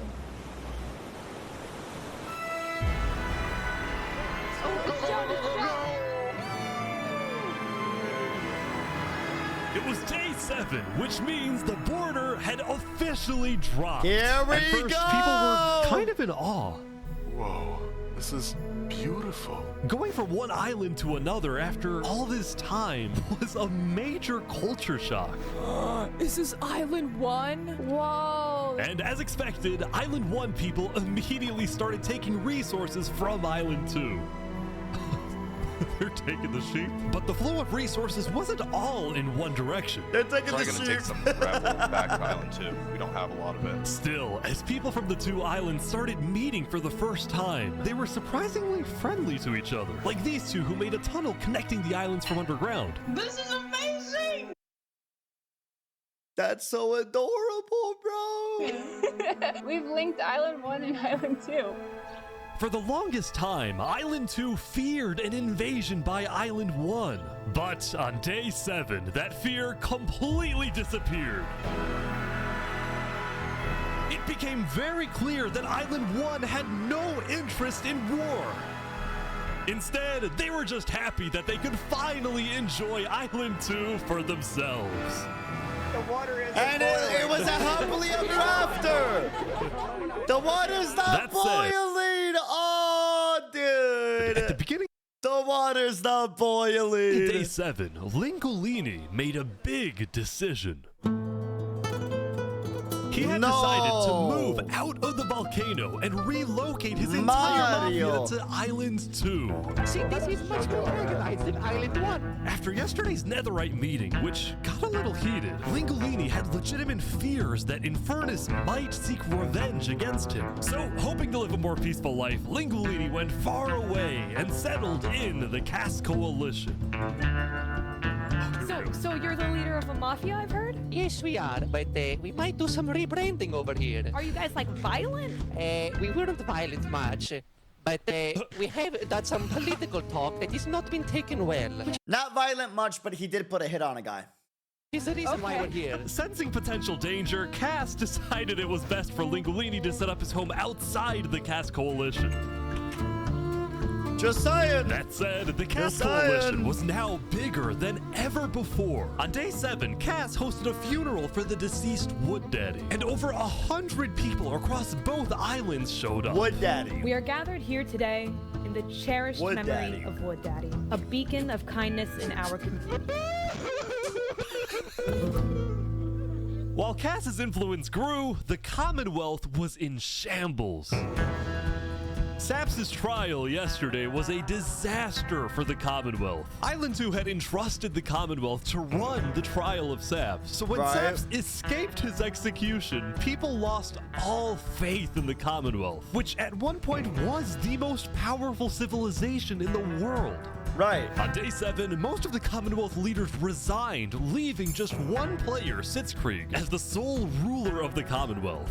Okay. We're actually searching for Saps right now. We will restore honor to the Commonwealth. Damn, they're still hunting One of Saps, Sitzkrieg's though. biggest goals was to find and kill Saps, but his other big goal was to regrow the Commonwealth's population, which by this point had shrunk by a lot. So he sent out a lot of public invites, especially to the people of Island 1, and it actually did work, until one of the people who moved in was Knight Arcturus, the lead builder of Westhelm, who had to flee from Westhelm because Spood had found out about his secret plans for revolution. Shit!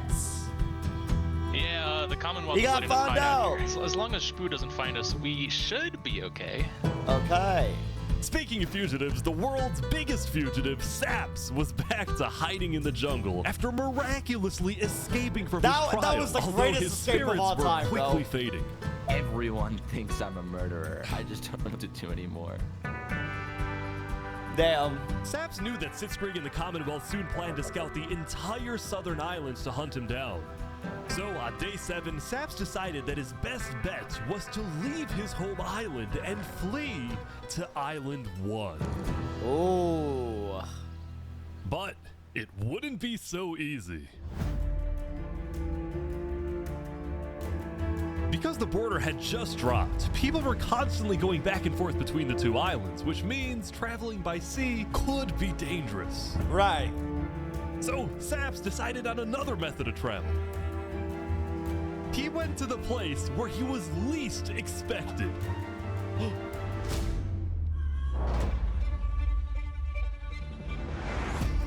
He's trying to use the bridge.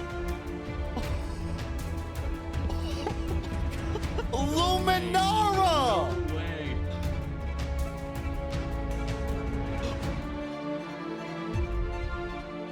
What the heck? What are you doing, bro? Bro! Island 1. Now, instead of chasing Saps, the Luminara builders instead retreated to inform everyone else that Saps was on his way to Island 1. Oh, shit! Saps, meanwhile, quickly sailed the rest of the way to the other island, although what happened next was unexpected. Oh, there he is. Hey, buddy. Whoa. You scared the crap out of me. Am I allowed to touch this water? Yeah, right. Yeah, you know, it's good here. On the south side of the island, it's safe. It turns out earlier, Saps had reached out to a bunch of people on Island 1, offering them 2 stacks of diamonds if they give him a safe place to hide. And out of all people to accept his offer, no fucking way, bro! It was Turntap, the leader of the Covenant, the most feared and militaristic civilization on Island. Hey, what the fuck? Island 1. How was the trip? I ran across the giant bridge that Luminara is building. The nation of PvP players! And like all of Luminara. Dude! When Saps and Turntap finally arrived at the Covenant, Turntap immediately distributed Saps' diamonds to the Covenant army. But then, in a surprising move, he sent them out on a secret mission. Turntap had sent the Covenant hit squad to Island 2. What the Not fuck? to accomplish a goal for the Covenant per se, but actually upon the request of Infernace. What in the Game of Betrayed Thrones? us, humiliated us. He To ruined get our Mario! Yesterday, Lingo Mario! for netherite mining, and as such, people from all across Island 1 had started mining in the volcano. And even though Lingulini had now moved out of the volcano, Sinica felt that since people were already mining, she had no choice but to let them stay. She was not happy about what Lingulini had done, and Sinica wanted revenge. Oh! They're killing the entire Mafia. Another one down, baby! Oh my god. Now, the reason the Covenant was willing to do Sinica's bidding wasn't just because she let them mine for netherite before anyone else.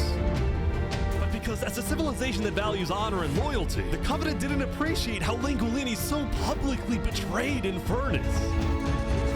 They found him. Oh, shit! Talk about diplomacy? We could have had Island 1 at peace and world peace, and we still can, really. Oh, here they go. But over my grave, he will not be a part of it. Oh, they've got him. They've got him. No! You did not. Stop. You did not do the dying sounds, bro. No! I fucking loved Mario! He was my favorite, man. Fuck, dude. No! What do you mean we don't get Mario no more? Oh, they've got him. He said, what? Mamma mia!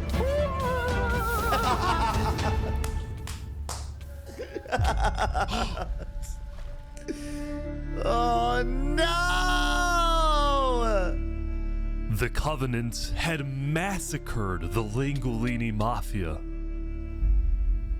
Before anyone could retaliate, the Blue Cross announced they would schedule a hearing, calling on the Covenant to explain what they had done.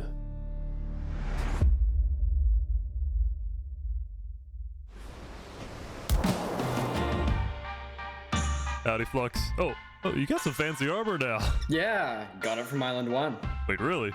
Earlier today, Flux and his crew had gotten their hands on a super rare armor trim by trading with the Covenant, who had picked up the armor trim from the Warden when it died. Now, of course, Flux had no idea that the Covenant was also trading with and harboring his arch nemesis, Saps. But he did know one thing. I heard Saps ran to Island 1. Wait, armor of the Warden?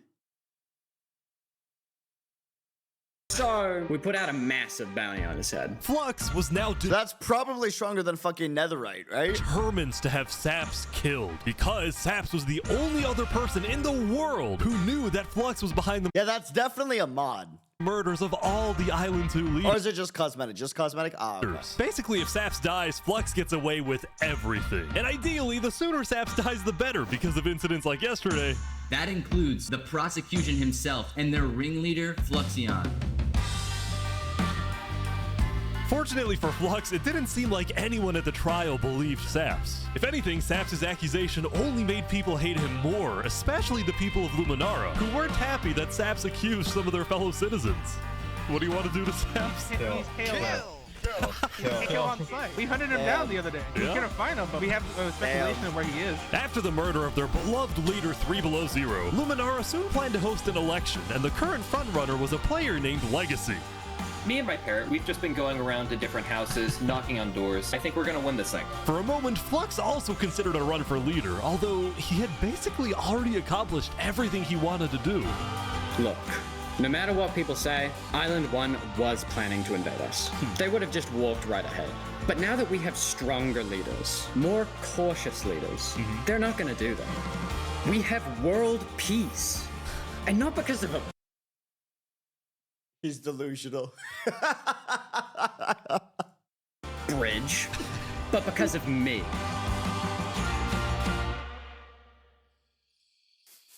He's delusional. Since the beginning, Flux's philosophy was simple. Remember what Saps said? He's just a little silly. He's just a silly guy. You can never show kindness to your enemy if your enemy wishes to destroy you.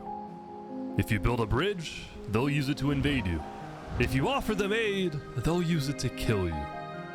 This is why Flux believed it was necessary to eliminate the Island 2 leaders who wished to be kind. But the cost of their deaths was devastating. The people of Tricolor still mourned Jofiel, building a massive statue to honor their deceased leader. We've just been trying to focus on restabilizing our nation. Obviously, the passing of Jofiel hit us pretty hard. Meanwhile, the people of Aperion had elected a new leader, but Aperion was never quite the same after the death of Alkaline Elk.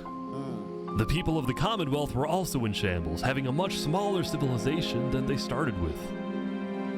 And even though there was some peace on Island 2, people didn't feel a sense of calm, but instead a sense of... Holy shit, that island is crazy. People didn't feel...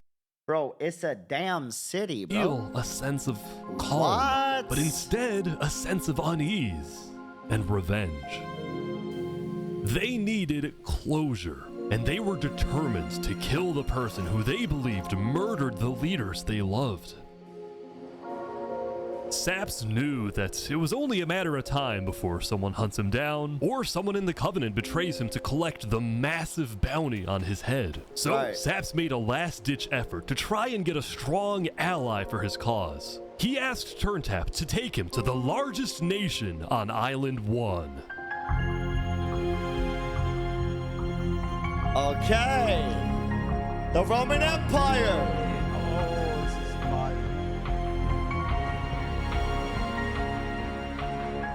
But on their way to the Westhelm Capitol building, they ran into a citizen of Aperion from Island 2 who recognized Saps. Oh, hey. Is there a problem here? Neutral ground. Uh-oh. Skating on Westhelm territory. Uh-oh. Okay. We will walk by in peace. Good call. Saps and his crew then entered the Capitol. Dude. Can I speak to the glorious leader of Westhelm, please? Yeah, I'll go grab him. Hello. The Covenant leaders brought me. Can we have a meeting? I'm not gonna lie, Saps. You coming to me asking for a meeting after what happened last time, even if it wasn't to do with you. Listen, I just want to talk. What about what? At least explain, because I'm innocent. Saps, I'm sorry. No. Ultimately, Spood rejected Saps' request for a meeting because Spood didn't exactly trust him and had no real reason to help him. So instead, Saps tried another civilization, the Alcaracina Pirates. Always trust the pirates, my goats! Damn, they got a whole ship. Bro, what? Although when he arrived, things felt a little off. Now, since you're here, you have to drop all your gear. Well, about that. Wherever you think is the safer option. At the end of the day, I don't want any of you guys to get killed for something that I'm being framed for, you know? But then, suddenly... Yeah, Need to leave? What? Yeah. Sorry, what? Where's he going? Turntap had realized that the pirates were planning to kill Saps to collect the massive bounty on his head. So he told Saps to run. What's going on? 1 sec. We gotta go back to Covenant, like, immediately. We probably shouldn't have come out here. Now, on their way back to the Covenants, Turntap suddenly started acting suspicious himself. Are we safe? Is everything fine? What's going on? We need to go back to Covenant right now. You need to tell me what's going on, or I'm not coming with you. Dude, either like you can handle this on your own, or like just. Here, I'll explain to you on a sec. Just come on. Listen, it's hard to trust people right now, so I'm putting a lot of faith into You you. can't trust nobody This is right so now. suspicious. As Saps ran, he pondered his choices. Either he puts his life in the hands of Turntap, who may be wanting to kill him and collect the bounty for himself, or Right. he runs away. Now.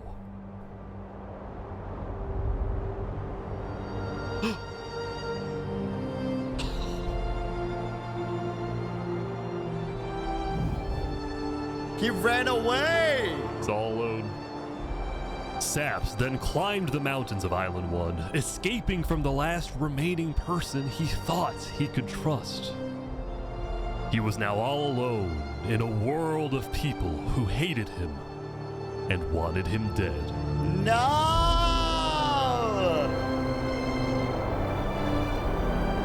And so he ventured into the snow. Became Batman. And started collecting blocks. Saps, what are you doing? I can't trust anybody. Flux won. He completely won. There's just no point anymore. Dude. On day 7, Saps built a tower in the tundra, a monument for people to remember him by. And he planned to jump off.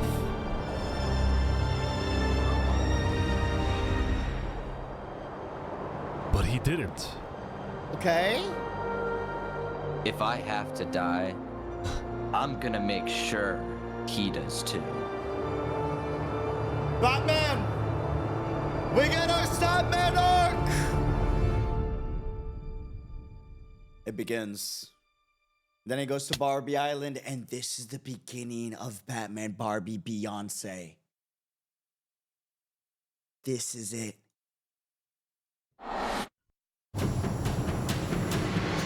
Welcome, everyone. I want to see him kill Flux so bad now. Today, we have 2 new prisoners who will fight to the death.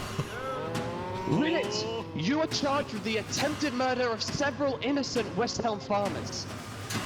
Remy, you are charged with conspiracy to murder Westhelm food supplier Dinosaur. Ready, set, fight! Yes! And over on the left, we got a nice swing. He's looking to get some nice movement. We're jumping in, backing back out. Now he wants to be able to use the shield if he's gonna. Wait, is that a 5v? Bro, what the fuck is this gang up? Hello? Looks to spin around him, gets an attack. And Remy wins! The secret warrior Had won his of duel the in Empire! Colosseum, and all of his crimes, including the murder of dinosaurs, were expunged from his record by Emperor Spood himself. He was now a legend, and his restaurant became more popular than ever before. He put his head on the floor. Now, it's been a busy few days for Emperor Spood. He put, bro.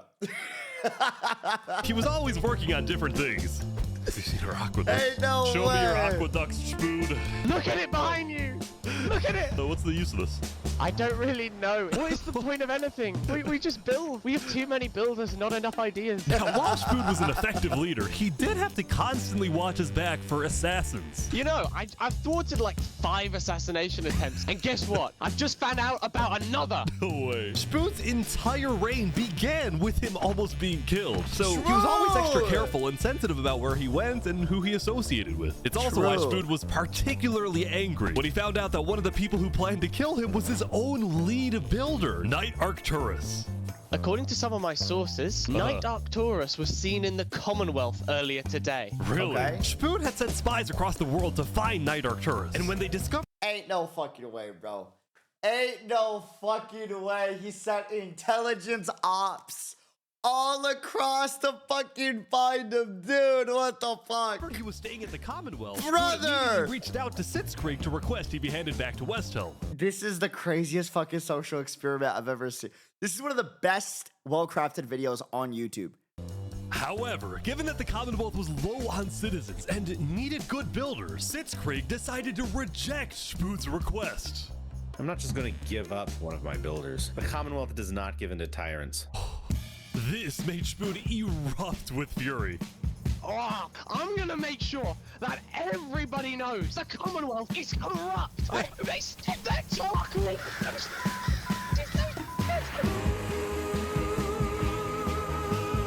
And so Spood went around telling everyone about how much he hates the Commonwealth. This whole situation became a massive drama, and it actually got to the point where the rest of Island 2 was getting annoyed with the Commonwealth. There's a bunch of others by Ish, like one where they simulated a prison and a few other different world settlements, like a 4-biome world.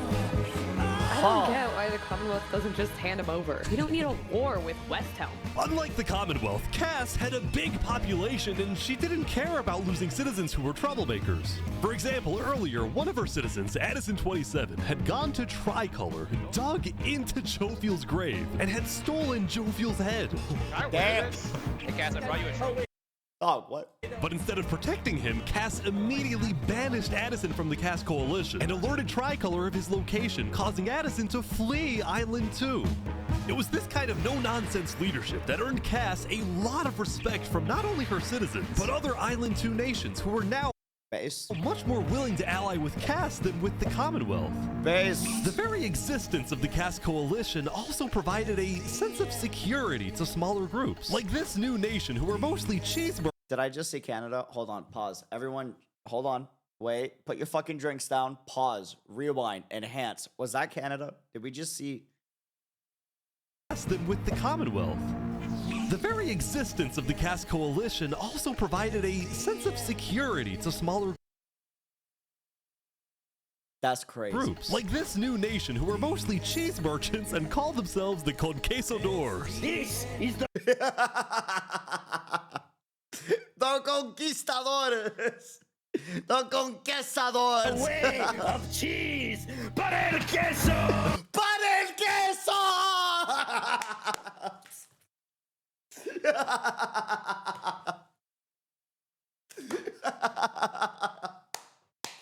Para la familia y para el queso.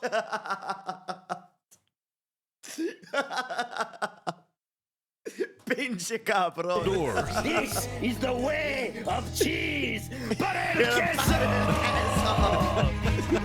Since the border dropped yesterday, the economies of most Island 2 nations were prospering, with heavy amounts of trade and tourism between islands. Meanwhile, in Barbie, I'm fucking tweeting that. I'm tweeting it. I don't care, bro. I'm tweeting it. Holy shit. Brother. Para el queso.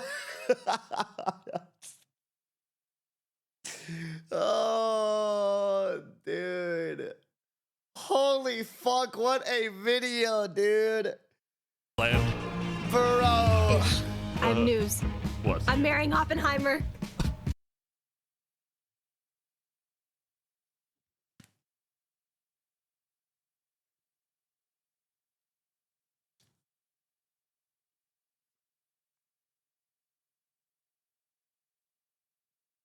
Whoa, whoa, whoa, whoa, whoa, whoa, whoa. Whoa, Barbenheimer is real, what the fuck? Ish. I have news. What? I'm marrying Oppenheimer. What? On day 8, the player Oppenheimer had marched into Barbie Land, but instead of destroying it with a nuke, he apparently liked it so much that he... Real shit, I do the same thing, bro. I'd go and be like, damn, I like Barbie Land. Post to their leader. Bro. Consider this your invitation to the Barbenheimer wedding. Thank you. In Luminara, meanwhile, the citizens were inventing new technologies. This is the power switch. It's 16 furnaces working together simultaneously. This is probably one of the greatest videos on YouTube. Holy shit. This might be my top 10 most legendary fucking videos I've ever seen on YouTube. Of the year, by far, easy. Copper minecarts on the inside distributing energy. As much as Luminara was finally starting to live up to its name as the light of Island 2, little did its citizens know among them was quietly living the world's most deadly group of terrorists. I'm thinking of running in the election tomorrow. Oh yeah? Legacy's pretty popular, but I'm not worried. While it seemed like each of the Island 2 nations had their own separate goals, they were all still united under one mission: to find and kill Saps. I need to know what happens at the Barbenheimer wedding, though. In fact, by day 8, Luminara had told all the other nations that Saps had fled to Island 1, and some nations were already preparing to send out hit squads later today. But Island 1, meanwhile, was currently dealing with a whole other political drama: the murder of Lingolini. I cannot conceive how we are being this civil about this. They came in, they found him in the hole, they drowned him in lava. This player, Vietnam, was one of the few remaining survivors in the Lingolini Mafia. Vietnam had escaped the Covenant's attack and wanted to get revenge against the Covenant. He has the most real Mafia origin story ever. Holy shit. Bro. But was finding it surprisingly difficult to gather support. See, while the Blue Cross condemned the Covenant, nobody was brave enough to declare war on them. People feared the Covenant and its army, which is why Seneca secretly asked them to do the deed instead of doing it herself. If people knew that she was behind the attack, she would be in big trouble. But for now, nobody would face any consequences for the massacre of the Lingolini Mafia. Dude. Going back to Westhelm, on day 8, Emperor Spood was really only thinking about one thing: how to get revenge against Knight Arcturus. After the Commonwealth rejected Spood's extradition request, Spood's Well, you gotta respect him for filming like these cinematic B-roll shots. Arcturus. Like this shot is just there to fill and set the mood, right? It's so well done. After the Commonwealth rejected Spood's extradition request, Spood's initial reaction was to... And then little details like making a flashback be a little grayed out, right? Like right... After the Commonwealth rejected Spood's Here. They have this brown old film filter over it. It's a little detail. extradition request, Spood's initial reaction was to begin preparing for war. But what made him think twice was his belief that the Commonwealth was a massive nation with probably a big army. Spood also knew that declaring war could risk the entirety of Island 2 coming to the Commonwealth's defense, and maybe launching a counterattack on Westhelm. So Spood decided to change strategies. He instead decided to try and bait the Commonwealth. See if he can make them angry enough to do something rash. Something bad enough that would allow Spood to then declare war and have everyone's support. And Spood knew exactly how to make the Commonwealth angry. He invited back to the Westhelm capital the one person he knew the Commonwealth hated the most. Can we make a deal? We're running out of time. Saps is back, and Turntap's here too for some reason. This is interesting. Because the Covenant had brought Saps to Westhelm yesterday, Spood had specifically asked Turntap to protect Saps and escort him to Westhelm once again. While Saps didn't fully trust Turntap, or Spood for that matter, he knew that a meeting with Spood was a massive opportunity, and it was worth the risk. Hey you can turn the sun away, paint the moon in blood. Cinnabon, bro. If we can do what we do best, we're nocturnal light. Banger music, Saps, dude. You are the person that, to my knowledge, murdered all those people on Island 1. Island 2, sorry. It was not me. There is a person on Island 2 that is behind all of the assassinations and the corruption. His name is Flux. Emperor Spood was having trouble believing Saps, but he went along with it for now. Well, it seems like we both have gripes with Island 2. Spood then proceeded to tell Saps and the Covenant about his feud with the Commonwealth, and how he needed Island 1's support in case a war breaks out.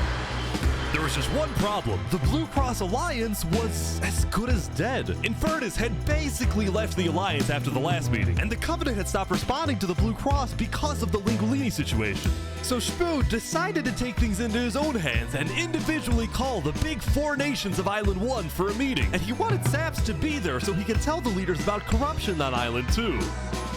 Now, because of Saps' reputation, Seneca and Benji were hesitant. But as long as the meeting was in a wide open area without a roof, they decided they would go. Bro, they got the same trauma March has. March is like, fuck hotels. You ain't putting me in a hotel again. Nope. Hotel Hotel what? Hotel Transylvania? Yeah, no, we're not doing that. Nope. Don Hung, Trailblazer, we out of here. Nope. Roofs? Nope. No roofs here. So you turned the sun away. Oh, How could you be so cruel? Ooh, hey. You rap the Real shit, Luminara. man. That's not Banger music choice, dude. nice. I'm gonna try to upload this on YouTube. I don't think it'll go through on YouTube, so this may go on the site potentially. The same site where we got the anime reactions potentially. To begin the meeting, Spood first had Saps tell his story. I've been put on trial and sentenced to death for a crime I did not commit. Right. Spood's goal with this meeting was to convince all the leaders that Island 2 was a threat to Island 1. One of my right-hand men was murdered in cold blood by someone in association with the Commonwealth. It's one of the many injustices I've heard about on Island 2, and I want justice. Then, Turntap of the Covenant made his own statement.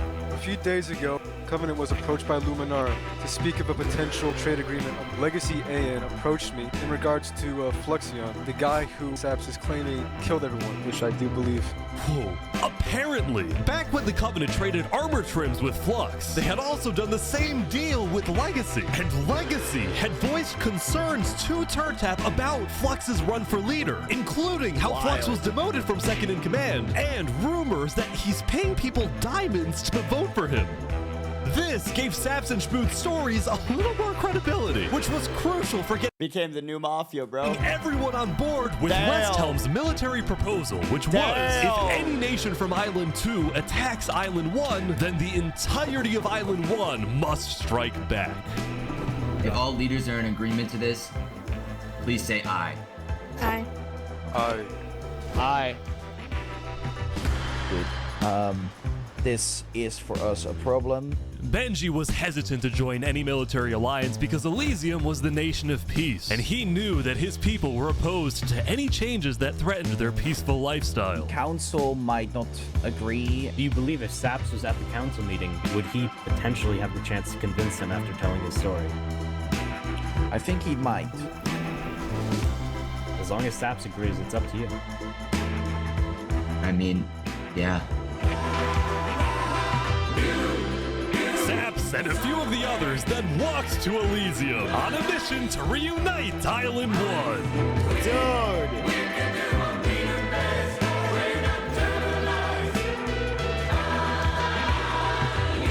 I have been framed for the mass assassination of Island 2 leaders by Fluxion and his conspirator. So many other people have died to the same tyranny and corruption that has been on Island 2. I'm just so lucky to be alive and share my story with you guys. But as Saps spoke, the people of Elysium still had some doubts. Against the corruption in Island 2, which is... But who? What does that mean? That's vague. What does that mean? Going to corruption? Flux. They had also done the same deal with Legacy, and Legacy had voiced concerns to Turntap about Flux's run for begin the meeting, Spood first had Saps tell his story. I've been put on trial and sentenced to death for a crime I did not commit. Spood's goal with this meeting was to convince all the leaders that Island 2 was a threat to Island 1. One of my right-hand men was murdered in cold blood by someone in association with the Commonwealth. It's one of the many injustices I've heard about on Island 2, and I want justice. Then, Turntap of the Covenant made his own statement. A few days ago, Covenant was approached by Luminara to speak of a potential trade agreement. Legacy AN approached me in regards to Fluxion, the guy who Saps is claiming killed everyone, which I do believe. Whoa. Apparently, back when the Covenant traded armor trims with Flux, they had also done the same deal with Legacy, and Legacy had voiced concerns to Turntap about Flux's run for leader, including how Flux was demoted from second in command, and rumors that he's paying people diamonds to vote for him. This gave Saps When in doubt, bribe the people, man. and Spood's stories a little more credibility, which was crucial for getting everyone on board with Westhelm's military proposal, which was, if any nation from Island 2 attacks Island 1, then the entirety of Island 1 must strike back. If all leaders are in agreement to this, please say aye. Aye. Aye. Good. This is for us a problem. Benji was hesitant to join any military alliance because Elysium was the nation of peace, and he knew that his people were opposed to any changes that threatened their peaceful lifestyle. Council might not agree. Do you believe if Saps was at the council meeting, would he potentially have the chance to convince him after telling his story? I think he might. As long as Saps agrees, it's up to you. I mean, yeah. Saps and a few of the others then walked to Elysium on a mission to reunite Island 1. The editing, the B-roll, fantastic. I have been framed for the mass assassination of Island 2 leaders by Fluxion and his conspirator. So many other people have died to the same tyranny and corruption that has been on Island 2. I'm just so lucky to be alive and share my story with you guys. But as Saps spoke, the people of Elysium still had some doubts. Against the corruption in Island 2, which is... But who? What does that mean? That's vague. What does that mean? Going to corruption? Listen, Elysium wasn't convinced that potential corruption on another island was enough of a reason for Elysium to get involved. But then, suddenly... A few days ago... What the... What is this? Dude. About 15 members of the Westhelm army had inexplicably walked right through Elysium. They quickly left, but it certainly didn't help the tensions. What the Nonetheless, fuck? the proceedings continued. They're being rushed. Yo, they flexed. They were like, it's the boys with the diamond armor. You know what I'm saying? Yeah, to pressure us. We're going to be deciding whether Elysium citizens would go to war. I think Elysium citizens need to have a say in that. Yeah, I agree with that. After even more deliberation and after even more time passed. Excuse me, you have to say something important. The troop of people that came by, they are... Fuck, I just realized Mafia Mario died. It's coming back to me, bro. Fuck. 07's from Mafia Mario, my goat. Apparently, the military from Westhelm, we have reasonable suspicions to believe they are going to launch an invasion of Island 2 in the next 5 minutes. I do not know.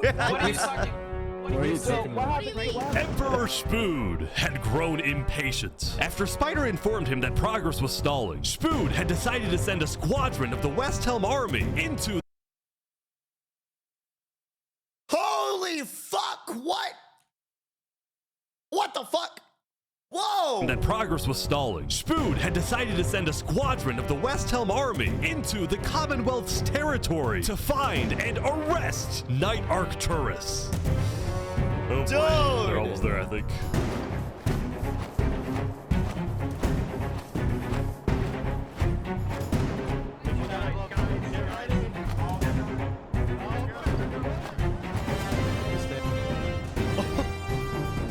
Hello, Ben.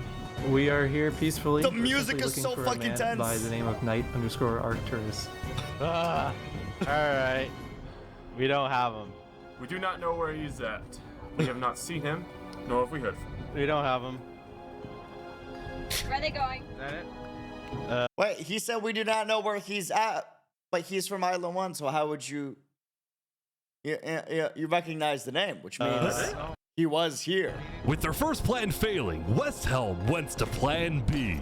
Shield wall, shield wall. What the... What's happening, guys? They're forming a shield wall. They're forming a shield wall outside. Everyone leave. We're getting out of here.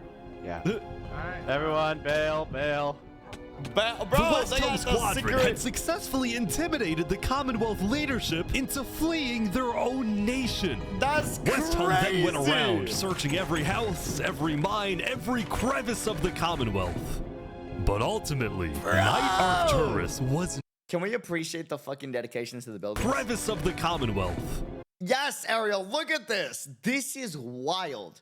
But ultimately, Knight Arcturus was nowhere to be found.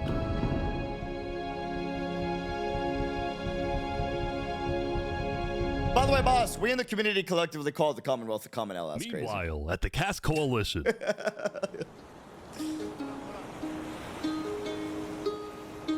Hey, can I run something by you real quick?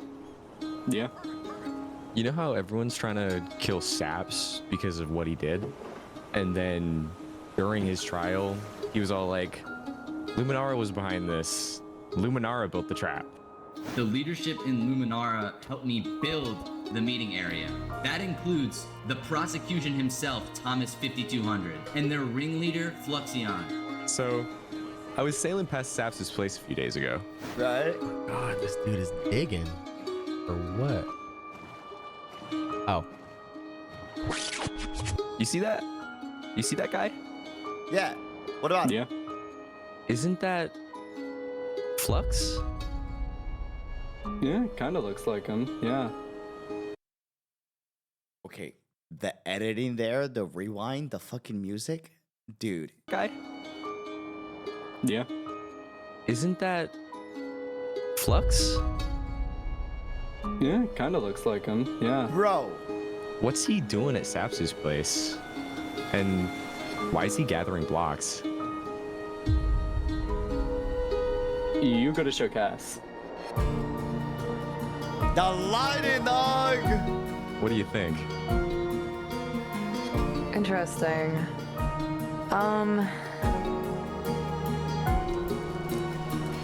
You know what? Go show this to Tricolor. And probably also Perion. I'm on it.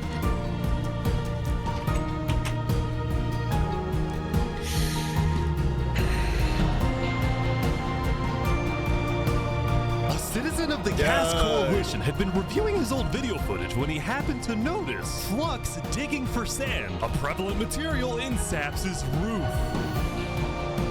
On its own, this wasn't the best evidence. But for some people, it did raise some questions. Wait! Saps redemption arc, maybe! Well, not redemption for Saps, but like, you know, everyone being redeemed to trust Saps. Hold on. Day 9. Yesterday, Saps had spent the day getting brought into meetings with the most important people on Island 1, and he didn't really know what to make of this. In one sense, he was incredibly lucky to finally have some support. But he also questioned how real this support is, and who he can really trust. See, Saps knew that the Covenant generally did not like the people of Island 2.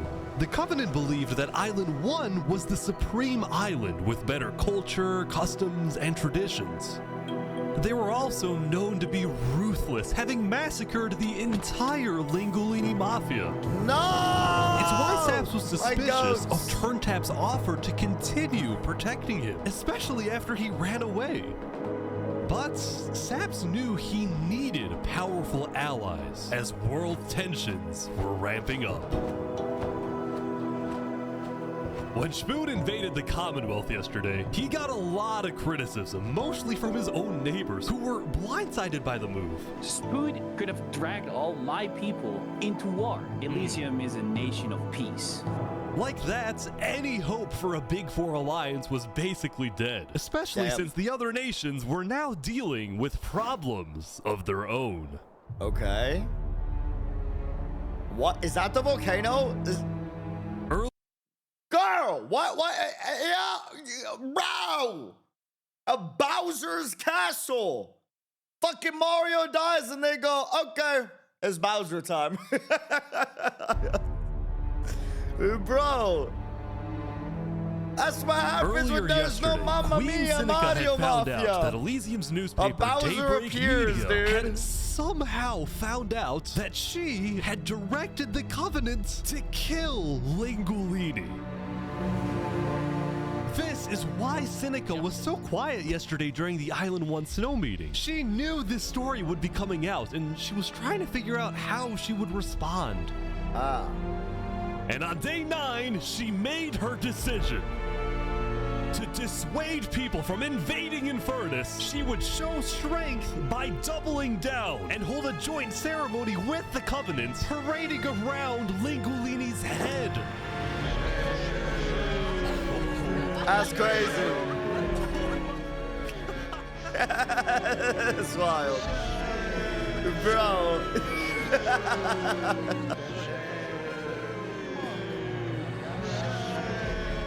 Let this be a lesson. Shame to those who disrespect our volcano. It's literally a fucking Bowser, bro.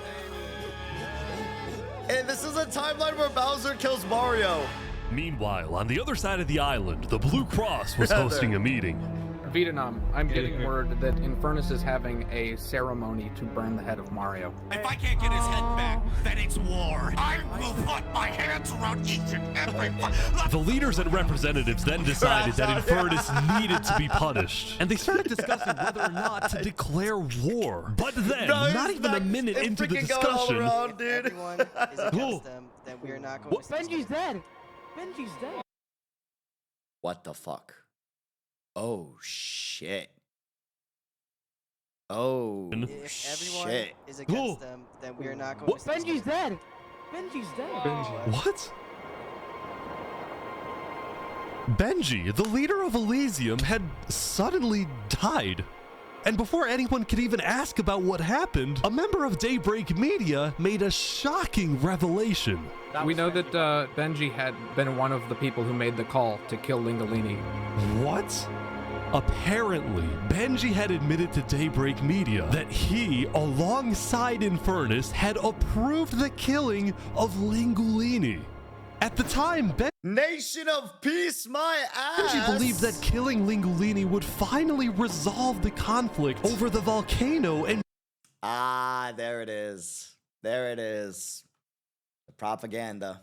The war to end all wars. The battle to end all battles. The murder to end all murders. The justification for peace. To justify unjustful killing. Bring peace to the island. But he ended up seriously regretting this decision. So he told Daybreak Media everything. Exposed Infernus. And then ended his life.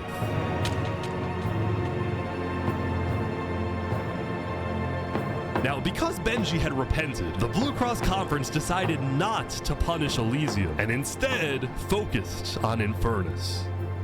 I don't know about war. Maybe a trial? Give Infernus a chance to tell their side.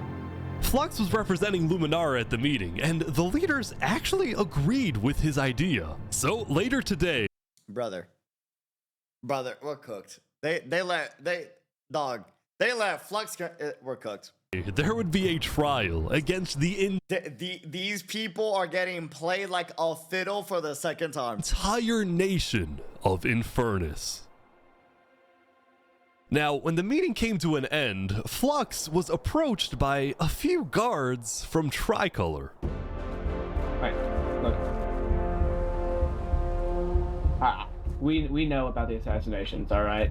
What assassinations? You're under arrest. You're coming to Tricolor. You're gonna have a fair trial. Just come with us. What are you talking about? Tricolor had issued an arrest warrant for Flux after they obtained incriminating video evidence from a citizen of the Cast Coalition. Being possibly responsible for the death of Jovial in any capacity. What are you talking about? We know Seraphim was guilty of that. There are concerns that you may have been involved in other ways. If you believe yourself innocent, I believe that you are. I trust that you're innocent because you told me you were. But right now, the most important thing you can do is simply go to the trial and prove that you're correct, which I believe This you is an outrage against Luminara. I cannot believe that you would accuse me of this. Now, the truth was, Tricolor wasn't necessarily convinced that Flux was guilty. They just wanted Flux to go to trial so that he could answer their questions about the videotape. Why didn't you not bring this up beforehand? So you were guilty and run away. You're seriously scared that I'm going to run away from a trial. You agree after what happened with the Commonwealth, we could never be too careful about stuff like that. We're both not... Fine, I will go, but this is an outrage. All right, let's go. We're gonna remember this. We will not stand for this.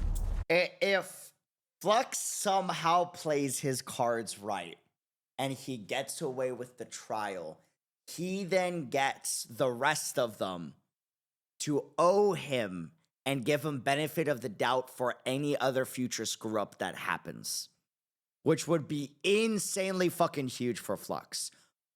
But he has to play his cards right. He either has two options. One, all or nothing, 50-50. He goes all in, goes to the trial, attempts to weasel his way of winning this trial and framing himself to be innocent so that he puts everyone else of Tricolor in his debt to give him benefit of the doubt the next time an issue pops up, right? Or he decides he can't win the trial through manipulation and attempts yet another coup, another assassination. Those are his options, you know? Or he bombs the place, exactly. Flux is getting arrested by Tricolor.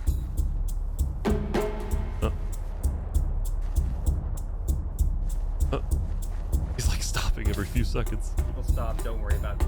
The group then passed through Elysium and we're about to sail off to Island 2. What if that's not Flux? What if it's an android? Which is why he stops every... No, I'm kidding. Till. Oh! Bro, yo, what in the damn tribal warrior, like, legendary freaking battle veteran theme song is this? Until...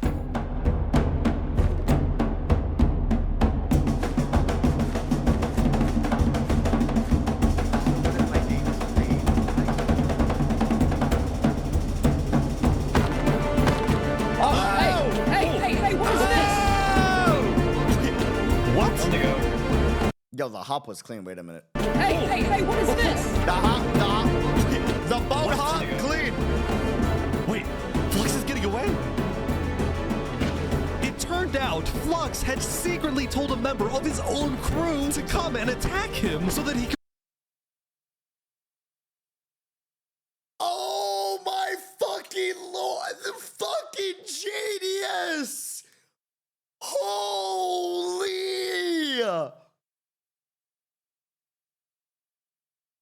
Big fucking brain! Flux had secretly... Flux is getting away? It turned out Flux had secretly... Which is why he was stopping every few seconds to stall for him to arrive. Flux is getting away? It turned out Flux had secretly told a member of his own crew to come and attack him so that he could run away from his arrest without looking guilty. Brother! When Flux returned to Luminara, his whole world had flipped upside down. He believed he had covered all his tracks, that he had gotten away with everything.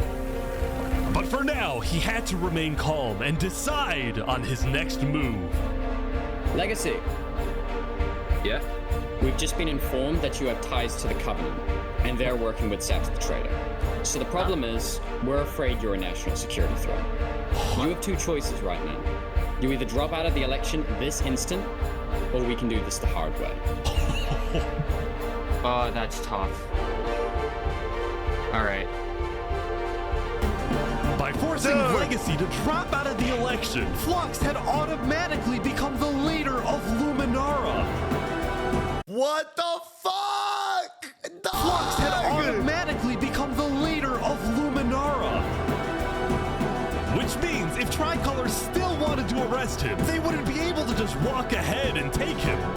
They would have to invade Luminara itself. Holy! And then now he has the basis of he was attacked to then be able to make Luminara more aggressive and more defensive for any issue that happens in the future. And by definition, it would be an act of war for them to go against Luminara. Dude!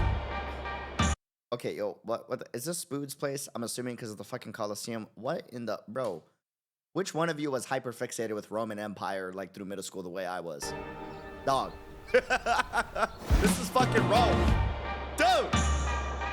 Yesterday, Emperor Spood had caused a lot of chaos with his failed attempt to capture Knight Arcturus. So he spent day 9 repairing relationships, but also forming new ones.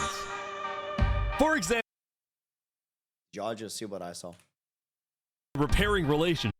Crazy Gojo. Oh, nah, sir. I didn't even fucking see that. I'm not gonna hold you that. No. No, bro. We got crazy Gojo up in here. But also forming new ones. bro. For example, earlier, Spood had received a message from a player named Addison27 who wanted to sell Joe Fuel's head in exchange for netherite. Spood accepted the deal, gave Addison a place to meet him at, but then he gave Addison's location straight to Tricolor. Armor.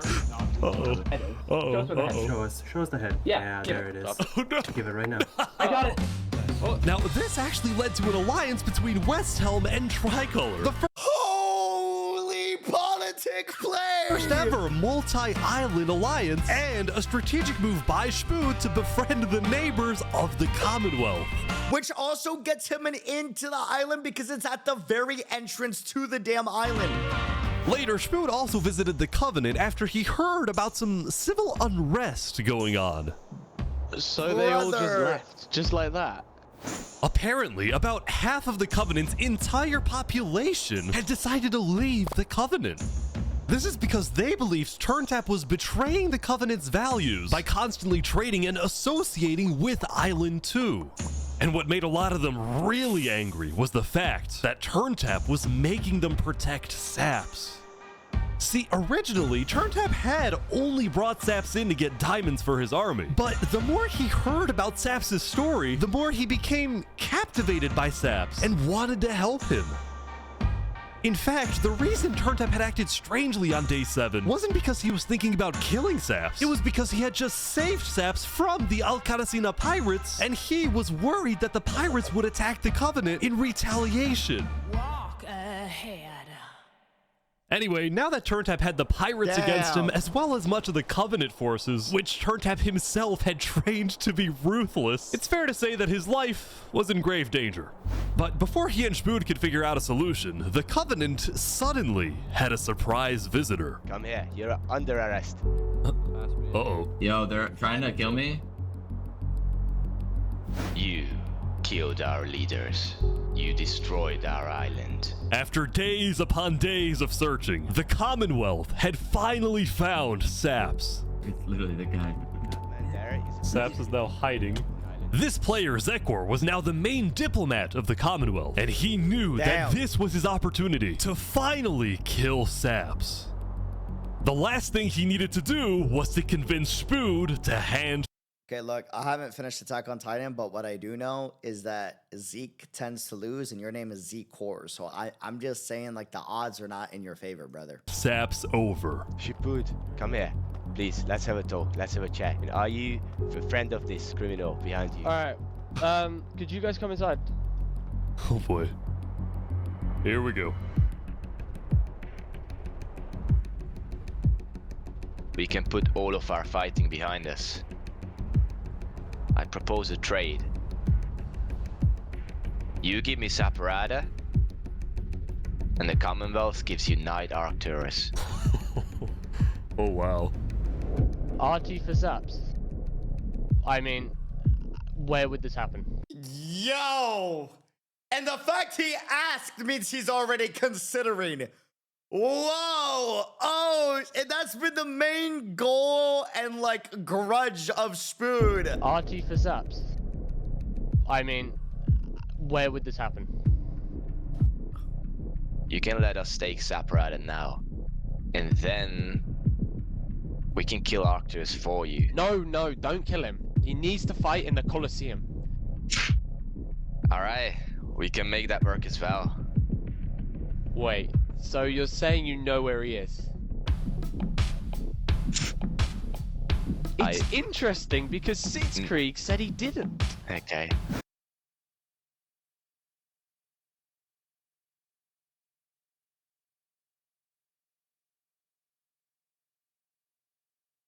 You fucked up. You fucked up. You thought you could play the Emperor for a fool? You done fucked up. It's interesting. Oh shit. Yeah. Hey, gotta give credit to Spood. Brother's a sharp tool, man. Holy. It's interesting because Sitzkrieg said he didn't. Okay. We don't have him. We do not know where he's at. Look, he comes back every now and then. We'll find him. Really? Is that so? Why would I lie? So you'll find him for me. Spood, don't do this. Look, Spood, I have to be honest. I'm shocked that you're defending this criminal. Either you accept this deal right now, or I tell everyone from back home that you're harboring. Spood, if you commit to protecting Saps, I will Sasaga yo for the fucking Spood Empire. Saparade. They'll all declare war on you, and this will be the end of Westhelm.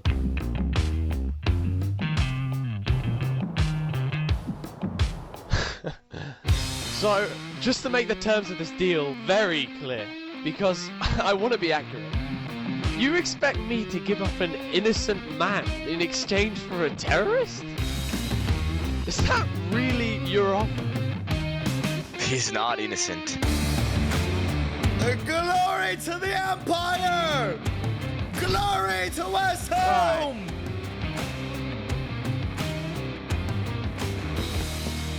Get out. Now. Glory to Westhelm! Glory to Westhelm!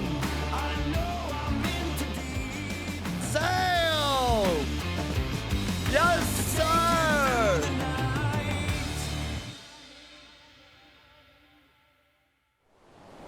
Damn. Soon, it would be time for the Trial of Infernace, which had become a very anticipated event because Seneca had told everyone that she actually plans Not Seneca, Bowser. to attend. As such, Turntap would be there to help her, which meant Saps also had to go. He wanted the Covenant's protection, which would actually come in handy. What? Saps getting attacked. Oh no. Oh shit. Oh boy. Saps getting attacked again. The attacker was taken out immediately by the Covenant, but this led to another problem. We need to know whether we should keep Infernace in the area. We are worried about assassinations. Not going in a building, we're having this outside. Seneca and the rest of Infernace had arrived, but were refusing to enter the courthouse because of safety concerns. Infernace is saying outside or nothing. They're not going in. And as expected, people were quickly becoming impatient. I have to stand here for 5 more minutes. I'm gonna pull all my hair out. I love him. Mr. fucking Crash out of the series. Becoming impatient. I have to stand here for 5 more minutes. I'm gonna pull all my hair out. The fuck's your name, bring it back fun. Quickly becoming impatient. I have to stand here for 5 more minutes.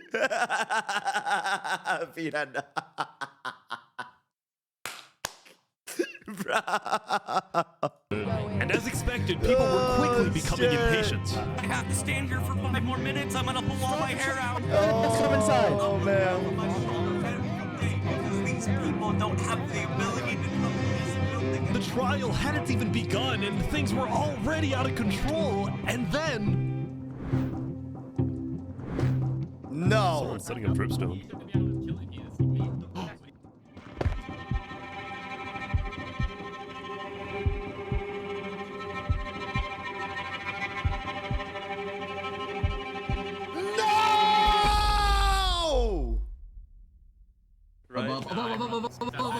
Oh! Turntap was skewered by a falling star. No! Not the goat!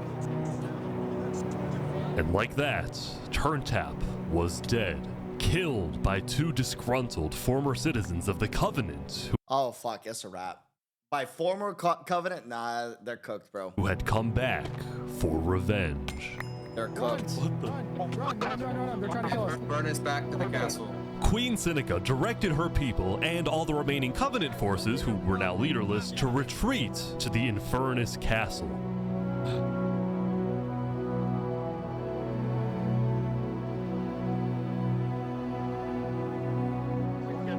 Both Infernus and the Covenant were eventually found guilty of murdering the Lingolini Mafia. But now that Seneca had adopted the entire Covenant army with all of its netherite weaponry, it would be impossible to try and arrest anyone. Saps, meanwhile, was abandoned. Bro, she's literally Bowser. This is literally a timeline where Mario loses and Bowser just, like, you know what I mean, gets to arm their people. At the courthouse, so he ran all the way to Westhelm to Emperor Spood, who was apparently dealing with a new political crisis. It appeared that Spood had finally made the Commonwealth mad because, according to a Westhelm spy, it looked like the Commonwealth was preparing to go to war. And on top of this, Spood had received a message from Sitzkrieg inviting him to the Commonwealth for a meeting. Now, of course, Spood suspected this was a trap, but his second-in-command Spider had an idea. Let me go instead.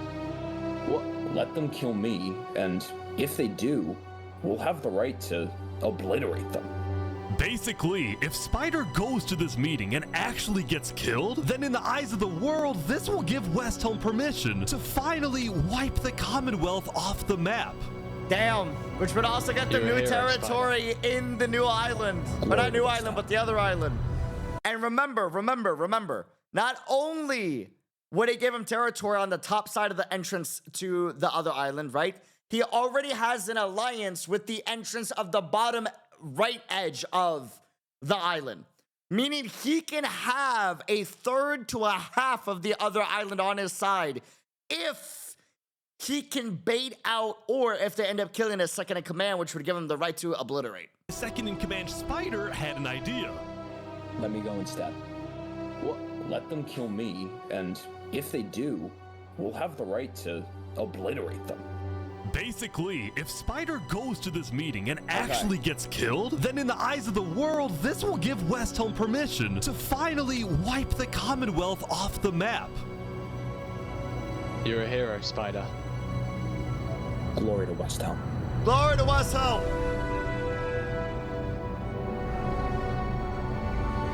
Glory to Westhelm! These guys are all waiting for something to happen.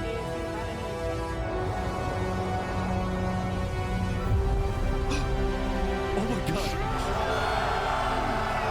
Spider was slain! Glory to Westhelm! Spider! Give your hearts and soul for the cause!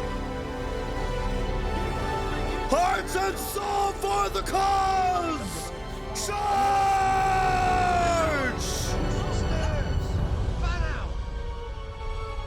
Wait, what? Where is everyone? The Commonwealth had been completely abandoned. See, after Zekor's meeting with Spood, oh shit, they ran. Abandoned. See, after Zekor's meeting with Spood, Sitzkrieg had tried to rally all of Island 2 against Westhelm, but not a single nation joined him. Throughout its days, the Commonwealth had faced chaos, infighting, global humiliation, and now Sitzkrieg was utterly defeated. So, as a final jab against Westhelm, Sitzkrieg decided to kill Spider before dissolving the Commonwealth once and for all. Damn, that's so petty, bro, and I am hunting your ass all over the island, dog. Sitzkrieg and his remaining citizens then decided to pack up. Bro, we need a Levi of Westhelm that just goes in and hunts this dude down. And relocate to the one place in the world that Westhelm wouldn't be able to infiltrate.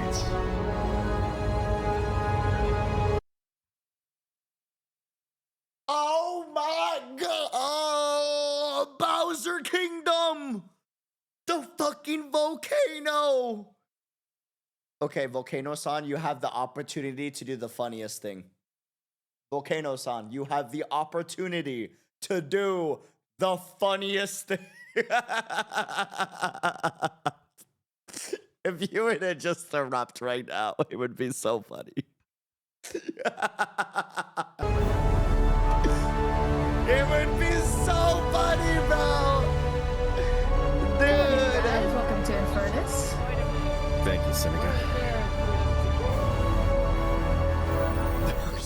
Damn! Oh damn! Massive. Bro!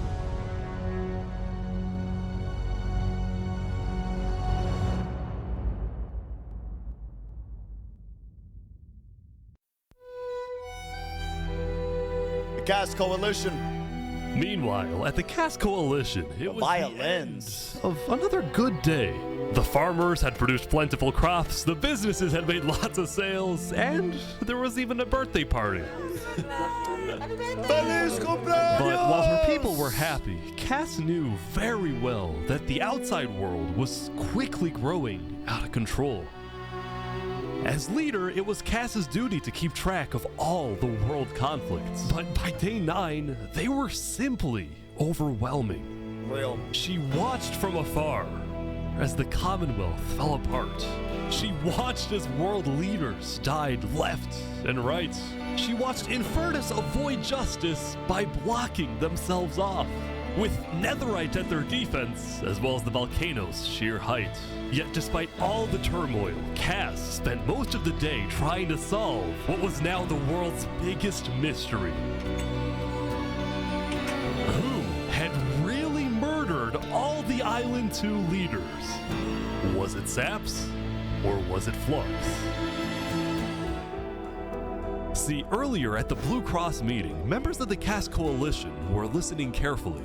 Covenant was propagating anti-Island 2 propaganda, which is ridiculous. Yeah, we didn't agree with that. Island 1 never had beef with you guys. It was really just a covenant. They can see that Island 1 is gearing up to invade us. Then at least they'll know I tried to warn them when Island 1 comes and kills us all. But the Covenant was going to invade us, right? Honestly, probably not. I think they were just trying to scare you guys. Flux had fully believed that Island 1 was going to invade and even yelled at the other leaders for doing nothing, which made Cass think, what if that's the reason he killed them? Besides, what would be Saps' motive? There wasn't even a motive alleged during his trial, yet he was still found guilty.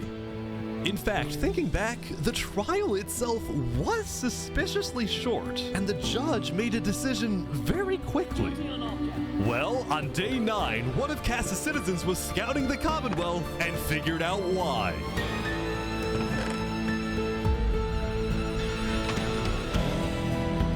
Flux had bribed the judge to ensure Saps was found guilty. When Cass discovered this, she immediately called for a meeting with local leaders. It's been Flux this whole time. I'm so mad. He needs to die. Oh, shit! I never thought I'd say this, but you have my permission to invade Luminara. Okay, I'll tell my guys to prepare for battle. No, there won't be a battle. We go in, we take him out, we leave. Got it? Sounds good. See? All right, first thing tomorrow.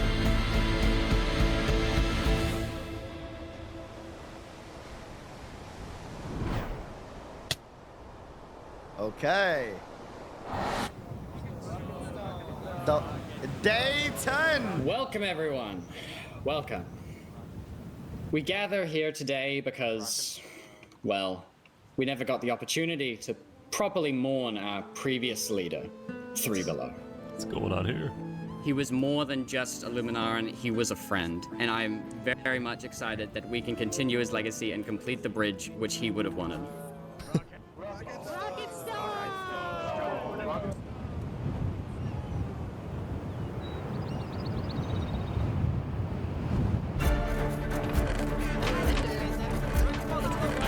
What's his game, or does he actually feel guilty? I doubt it's the latter, but... All right, let's go. And so, the Cass Coalition set off on their mission to kill Flux once and for all. Heart and soul on the for way, the Cass stopped at cause! Epyrion to rally their people. We've found the person responsible for the multiple leader assassinations, including the assassination of your own president. Are we ready to fight for Luminara and for justice? The plan was simple. Epyrion would invade Luminara from the south, while the Cass Coalition approaches from the sea so that Flux can't escape. Yo, the music has me at the edge of my seat. Holy shit. And I just, Oh, they're here. They're here. Oh, look. Flux is running. Oh, they're after him. Surrender, Flux! I don't want to do this. Oh. Okay, wait, surrender. Okay, Surrender. I'm not moving. Stop. Flux, you are under arrest, killing Jag, Alki, members of Tricolor, and leader of Commonwealth. This is an outrage! And attempting my assassination. Hey, stop.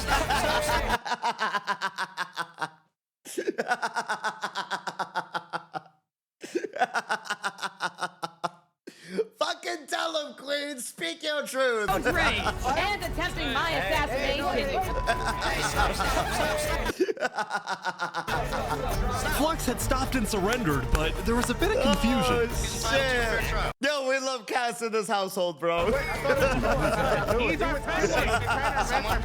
Going in, Cass had been under the impression that the people of Luminara wanted Flux to be overthrown, when in reality, most Luminarans knew nothing about his crimes. Don't be speaking to a mass murderer right now. Don't let him get through the crowds, guys. Where's Legacy? Luminarans, do you want this man alive?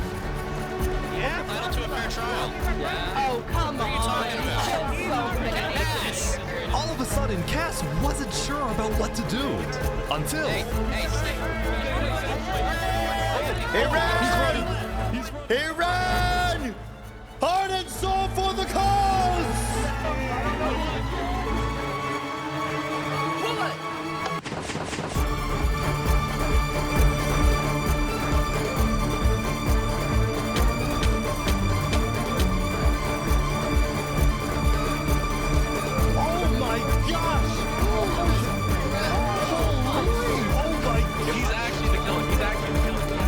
Flux had killed 5 people using a secret trap he had built the day before. This bought him just enough time to escape. You block up behind. That said, Flux knew there'd be a lot of people after him, so when he dug to the surface, he ran straight to the ocean and fled Island 2. Bro! Still, Cass and Epyrion said that is a guarded man, holy hell. Out hit squads to try and hunt Flux down, while Legacy directed the citizens of Luminara to evacuate. I gotta move all of these people over to the Conquistador HQ because no one is safe in Luminara at the moment. Holy. The Conquistador, get it? Queso?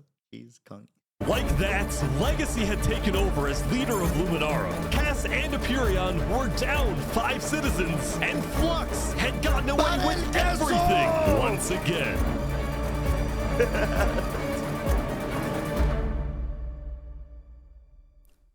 Or so he thought. Or so he thought.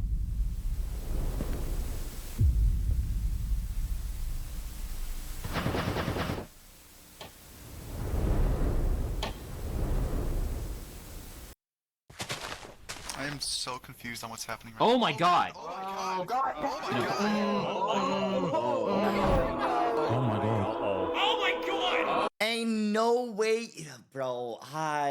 Yo, can we get a W-ish in the chat? This might be one of the most fucking legendary videos ever. This bro went and got all the goddamn POVs to this incident to show, dude, that's so much work and like logistics and like workaround that you got to do for that. Holy W, bro. Oh my god. Oh my god! Oh my god. When Flux's trap went off, the rest of the world had a lot of questions. Was that in Luminara? That was Flux? Wait, Flux killed those people? Yeah. On day 10, word began to spread about what had happened. That was Flux's trap? Yeah, Flux built that trap. Which made people think, was Flux behind the murders of the Island 2 leaders after all? Dude, I think Flux was behind everything. Saps was right. What if it was all Remy? Suddenly, the world realized that Saps had been... What if Flux isn't... What if it wasn't Flux? What if Remy's been controlling Flux this entire time? Like in Ratatouille. You know what I'm saying? You know the little mouse in the chef's hat and he like pulls on the hair and then like the dude moves and like... telling the truth.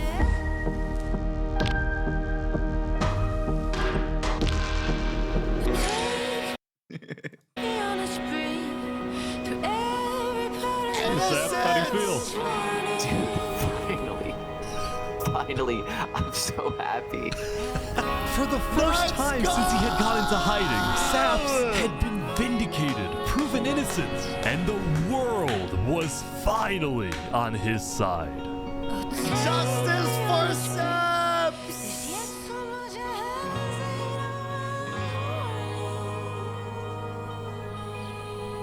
And now, instead of hunting for Saps, all of Island 2 was determined to find Flux. Bro, this is what happens when people want trials. We should have just started killing him. I don't know why anyone stopped in the first place. I would have been. We just gotta start killing people, man. You know what I'm saying? This is what happens when we want trials. You just gotta kill people, bro. You just gotta, you know what I'm saying? You got the arms, you got the legs, you know what I mean? And the bad guy if I killed him right then and there with everyone yelling trial. You don't gotta break all 4 limbs. Just snap, crackle, pop. You get 3 of them, and you're good to go. You know what I'm saying? Try. But the search for Flux didn't take long.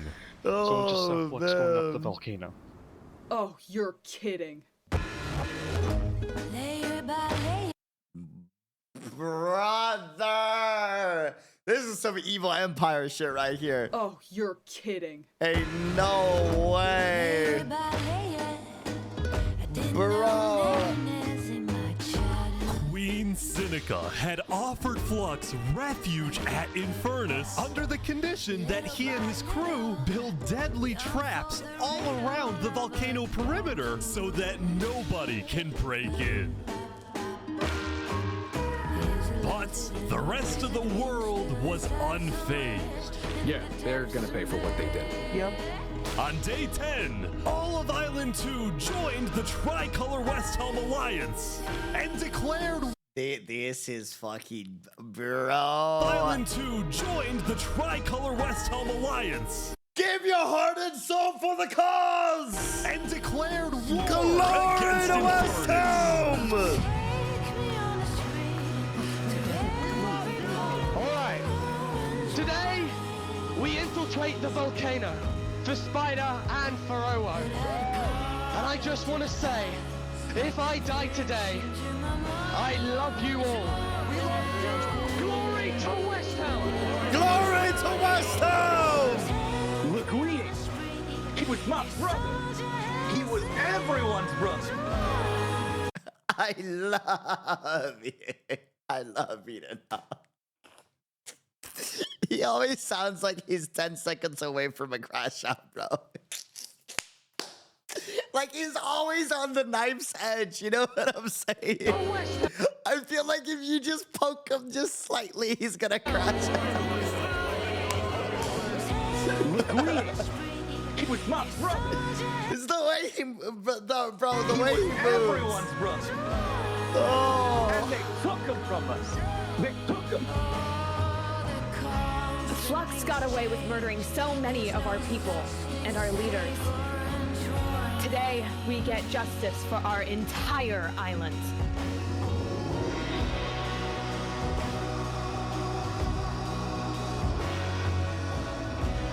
Okay, vamos, amigos, vamos. All right, everyone in. ¡Vamos!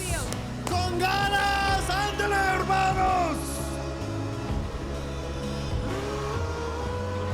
Let's go, let's go. All right, let's go, everyone.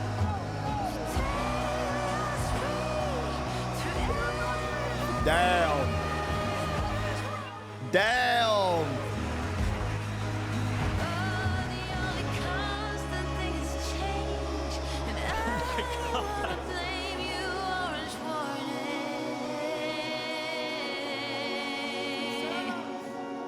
A few days ago, my home was turned into a death trap behind my back.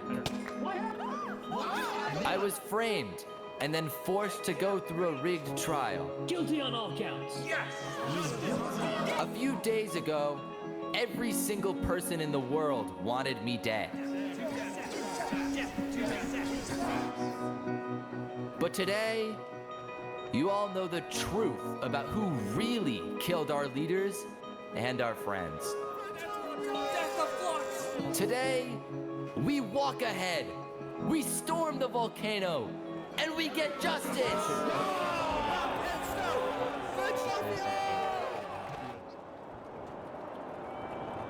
Thank you, Saps. All right, everyone, listen up. There's a lot of some commander shit right here. Let's get to it. Things to watch out for. There's gonna be lava, boiling water, dripstone traps, their entire army. They have the height advantage and netherite armor, but we have numbers. So let's stick together and let's win this thing. Come on! Heart and souls for the cause! Glory to you, Westhelm! Glory to Westhelm! My soldiers do not buckle or yield to the cruelties of this world! You make me your blind with your Yeah! civil rights. You demand that I eternize your name. Walk ahead. Bro, that is a lot of people. I think there might be a problem. It's okay, it's good, it's good, it's good. You cover us in Damn. shame and Bro, I take the blame. what in the Bowser level is this? High school blues. Oh, dude.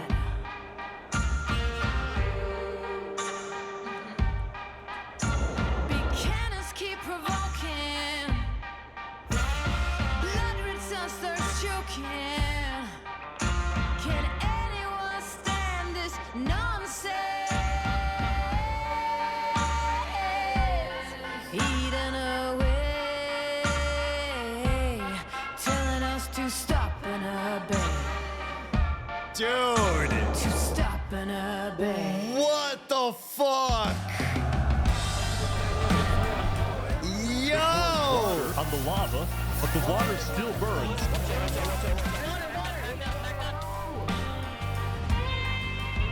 Dude! Okay, send out the covenant now, right now. Go, go, go, go, go. Oh, big fighting on the ground right now. Covenant is attacking from behind. Keep going! Skin shine. Joker's got silver Bro! The frames! walk ahead.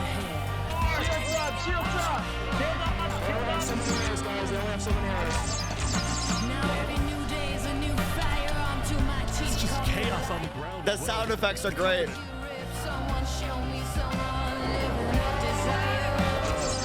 Get down off our mountain.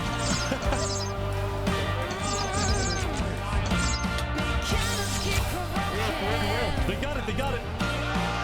Everyone retreat, retreat, retreat. Anyone stand this nonsense?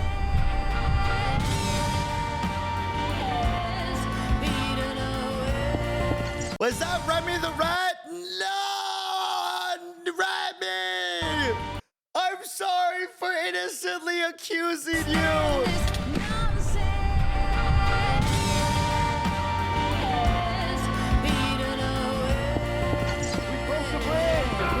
Telling us to stop and obey. The final push, here we go.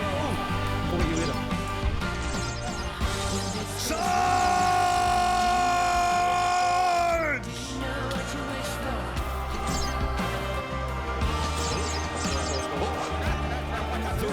I said charge, damn it! Oh my gosh! Dude!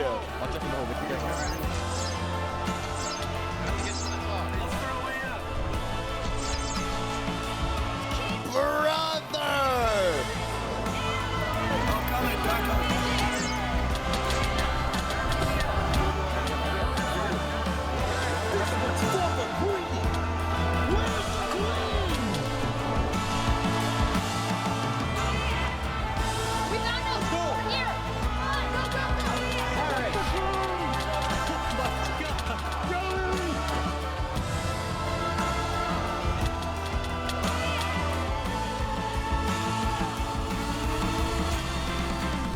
This goes wrong. Do you know?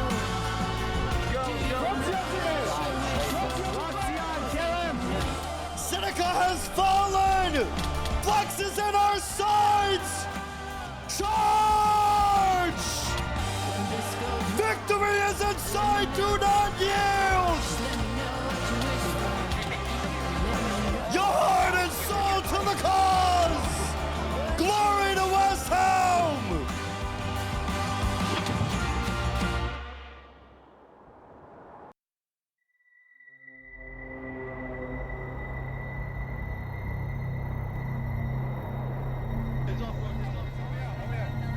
Did we get him? Fuck! Did we not get him? No! Fuck! No. Surely not. Bro!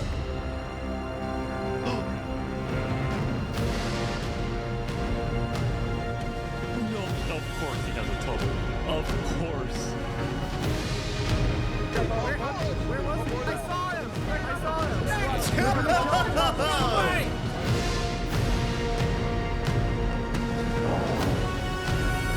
He's missing?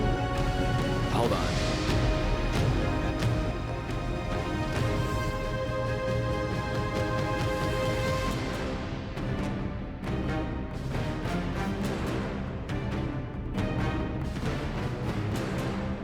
Did he get a DM from Saps? Alright guys, let's go. Oh, he's going for the kill! He's going for the kill!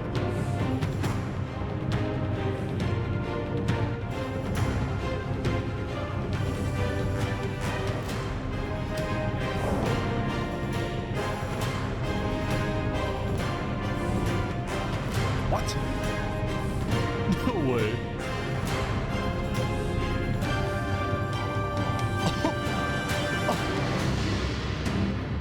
Oh, snap! Mano y mano! Wow, you actually showed up. Can't say no to a friend, can I? Let's make this a fair fight, okay? Flux. Ridiculous. Look at all these people dying right now because of you. You know, Saps, none of this would have happened if you had died like you were supposed to. I'm sorry for everything you've had to go through.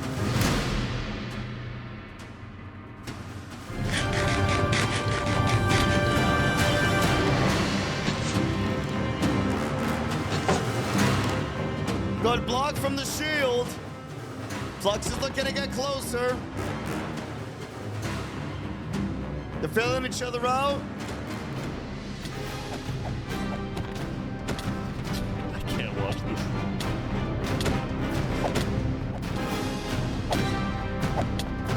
Okay, good movement on Saps, and he got striked a few times. Bro, the camera work is immaculate.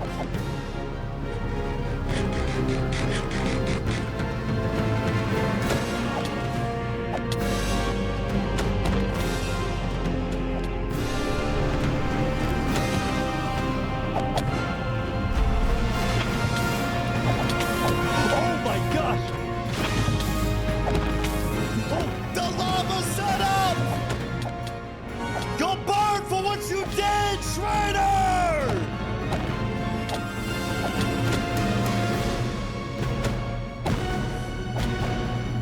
Come on, Saps!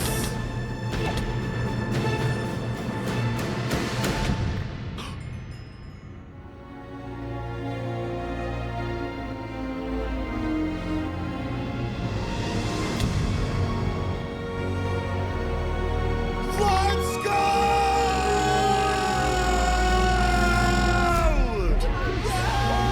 Let's go! Good job.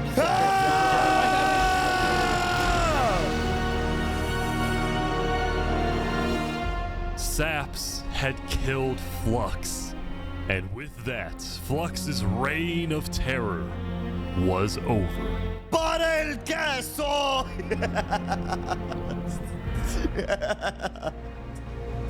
That's a pretty shot, damn.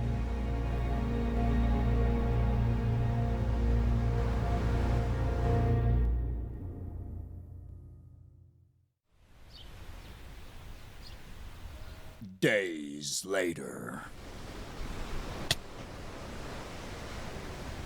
In the last episode of 1000 Players Simulate Civilization Rich and Poor, Saps finally is able to clear the guilty propaganda propagated by the one and only Flux, only to end in a deadly 1v1 assault, mano a mano, Flux and Saps. The victor, the triumphant, the underdog that has dodged assassinations left and right, Saps finally redeeming himself. But days later. Today, we gather to honor the lives lost in the Battle of Infernace. Since then, I think we haven't felt the same. I know I certainly don't. The Island 2 Westhelm Alliance had defeated the Infernace forces. But winning had come at a high cost. Glory to Westhelm! Damn. After the war, people across the world took time to mourn their dead, reflect upon the battle, and then, eventually, decide how to move on. Remy died. The Linguini Mafia, no! Linguini. Now that Infernus, the Covenant, and the Commonwealth were off the map, there were talks of creating a new world government. But ultimately, it never really materialized, and all the remaining nations just agreed to do their own thing and have peace. In the corner of the crowd. Pretty song, Island 1 had taken the brunt of the war. Crops trampled, the big tree scorched, the volcano ravaged. As a result, people across Island 1 struggled after the war. Some of them joined cults, while others moved to Island 2 in search of a Some of them joined cults. better life. Elysium was fine, though. Instead of going to war on day 10, the Nation of Peace had decided to hold a peace festival. And on their shore was something new. A bridge stemming all the way from Luminara. Damn.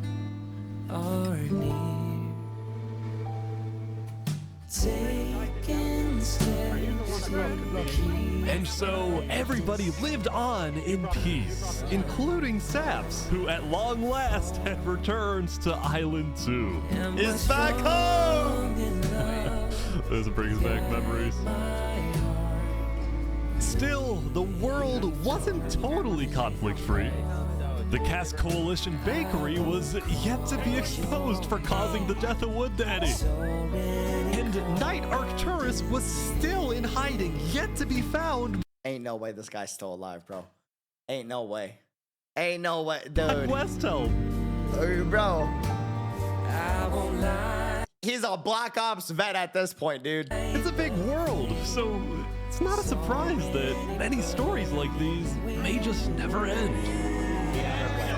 But I think there's some beauty in that. Do we all so slowly lose control? Yeah.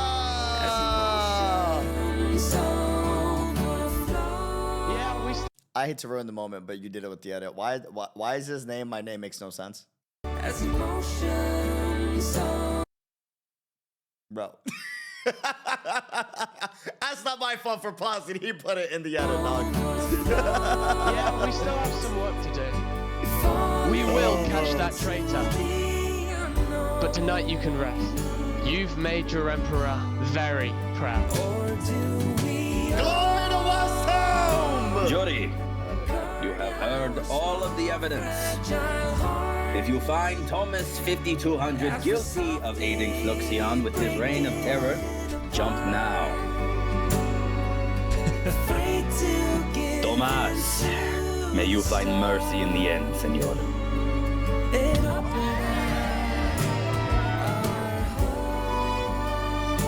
When we first met, I ran away.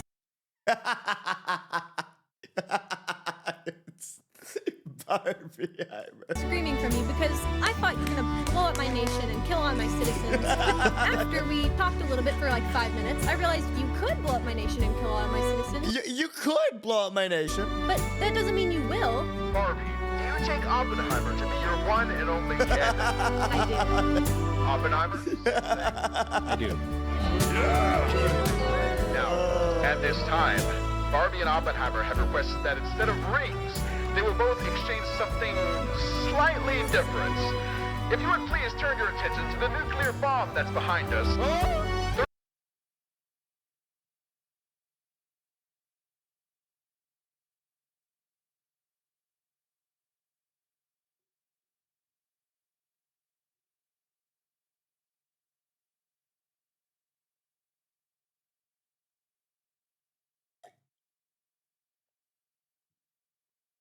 Oh, what? Why did he say that so casually? 3, 2,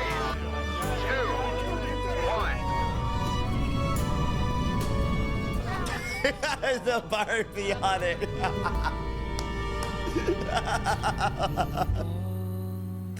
Yo. So slowly lose control. Hey. As emotions overflow. Damn. Falling into the unknown. Or do we all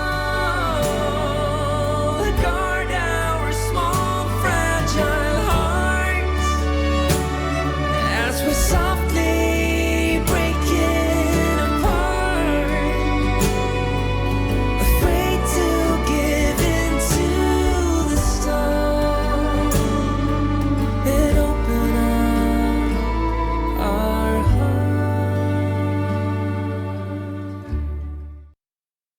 Cinema. Cinema. That is, without a shadow of a fucking doubt, one of the best YouTube videos in the history of YouTube in the last year. Guaranteed. Holy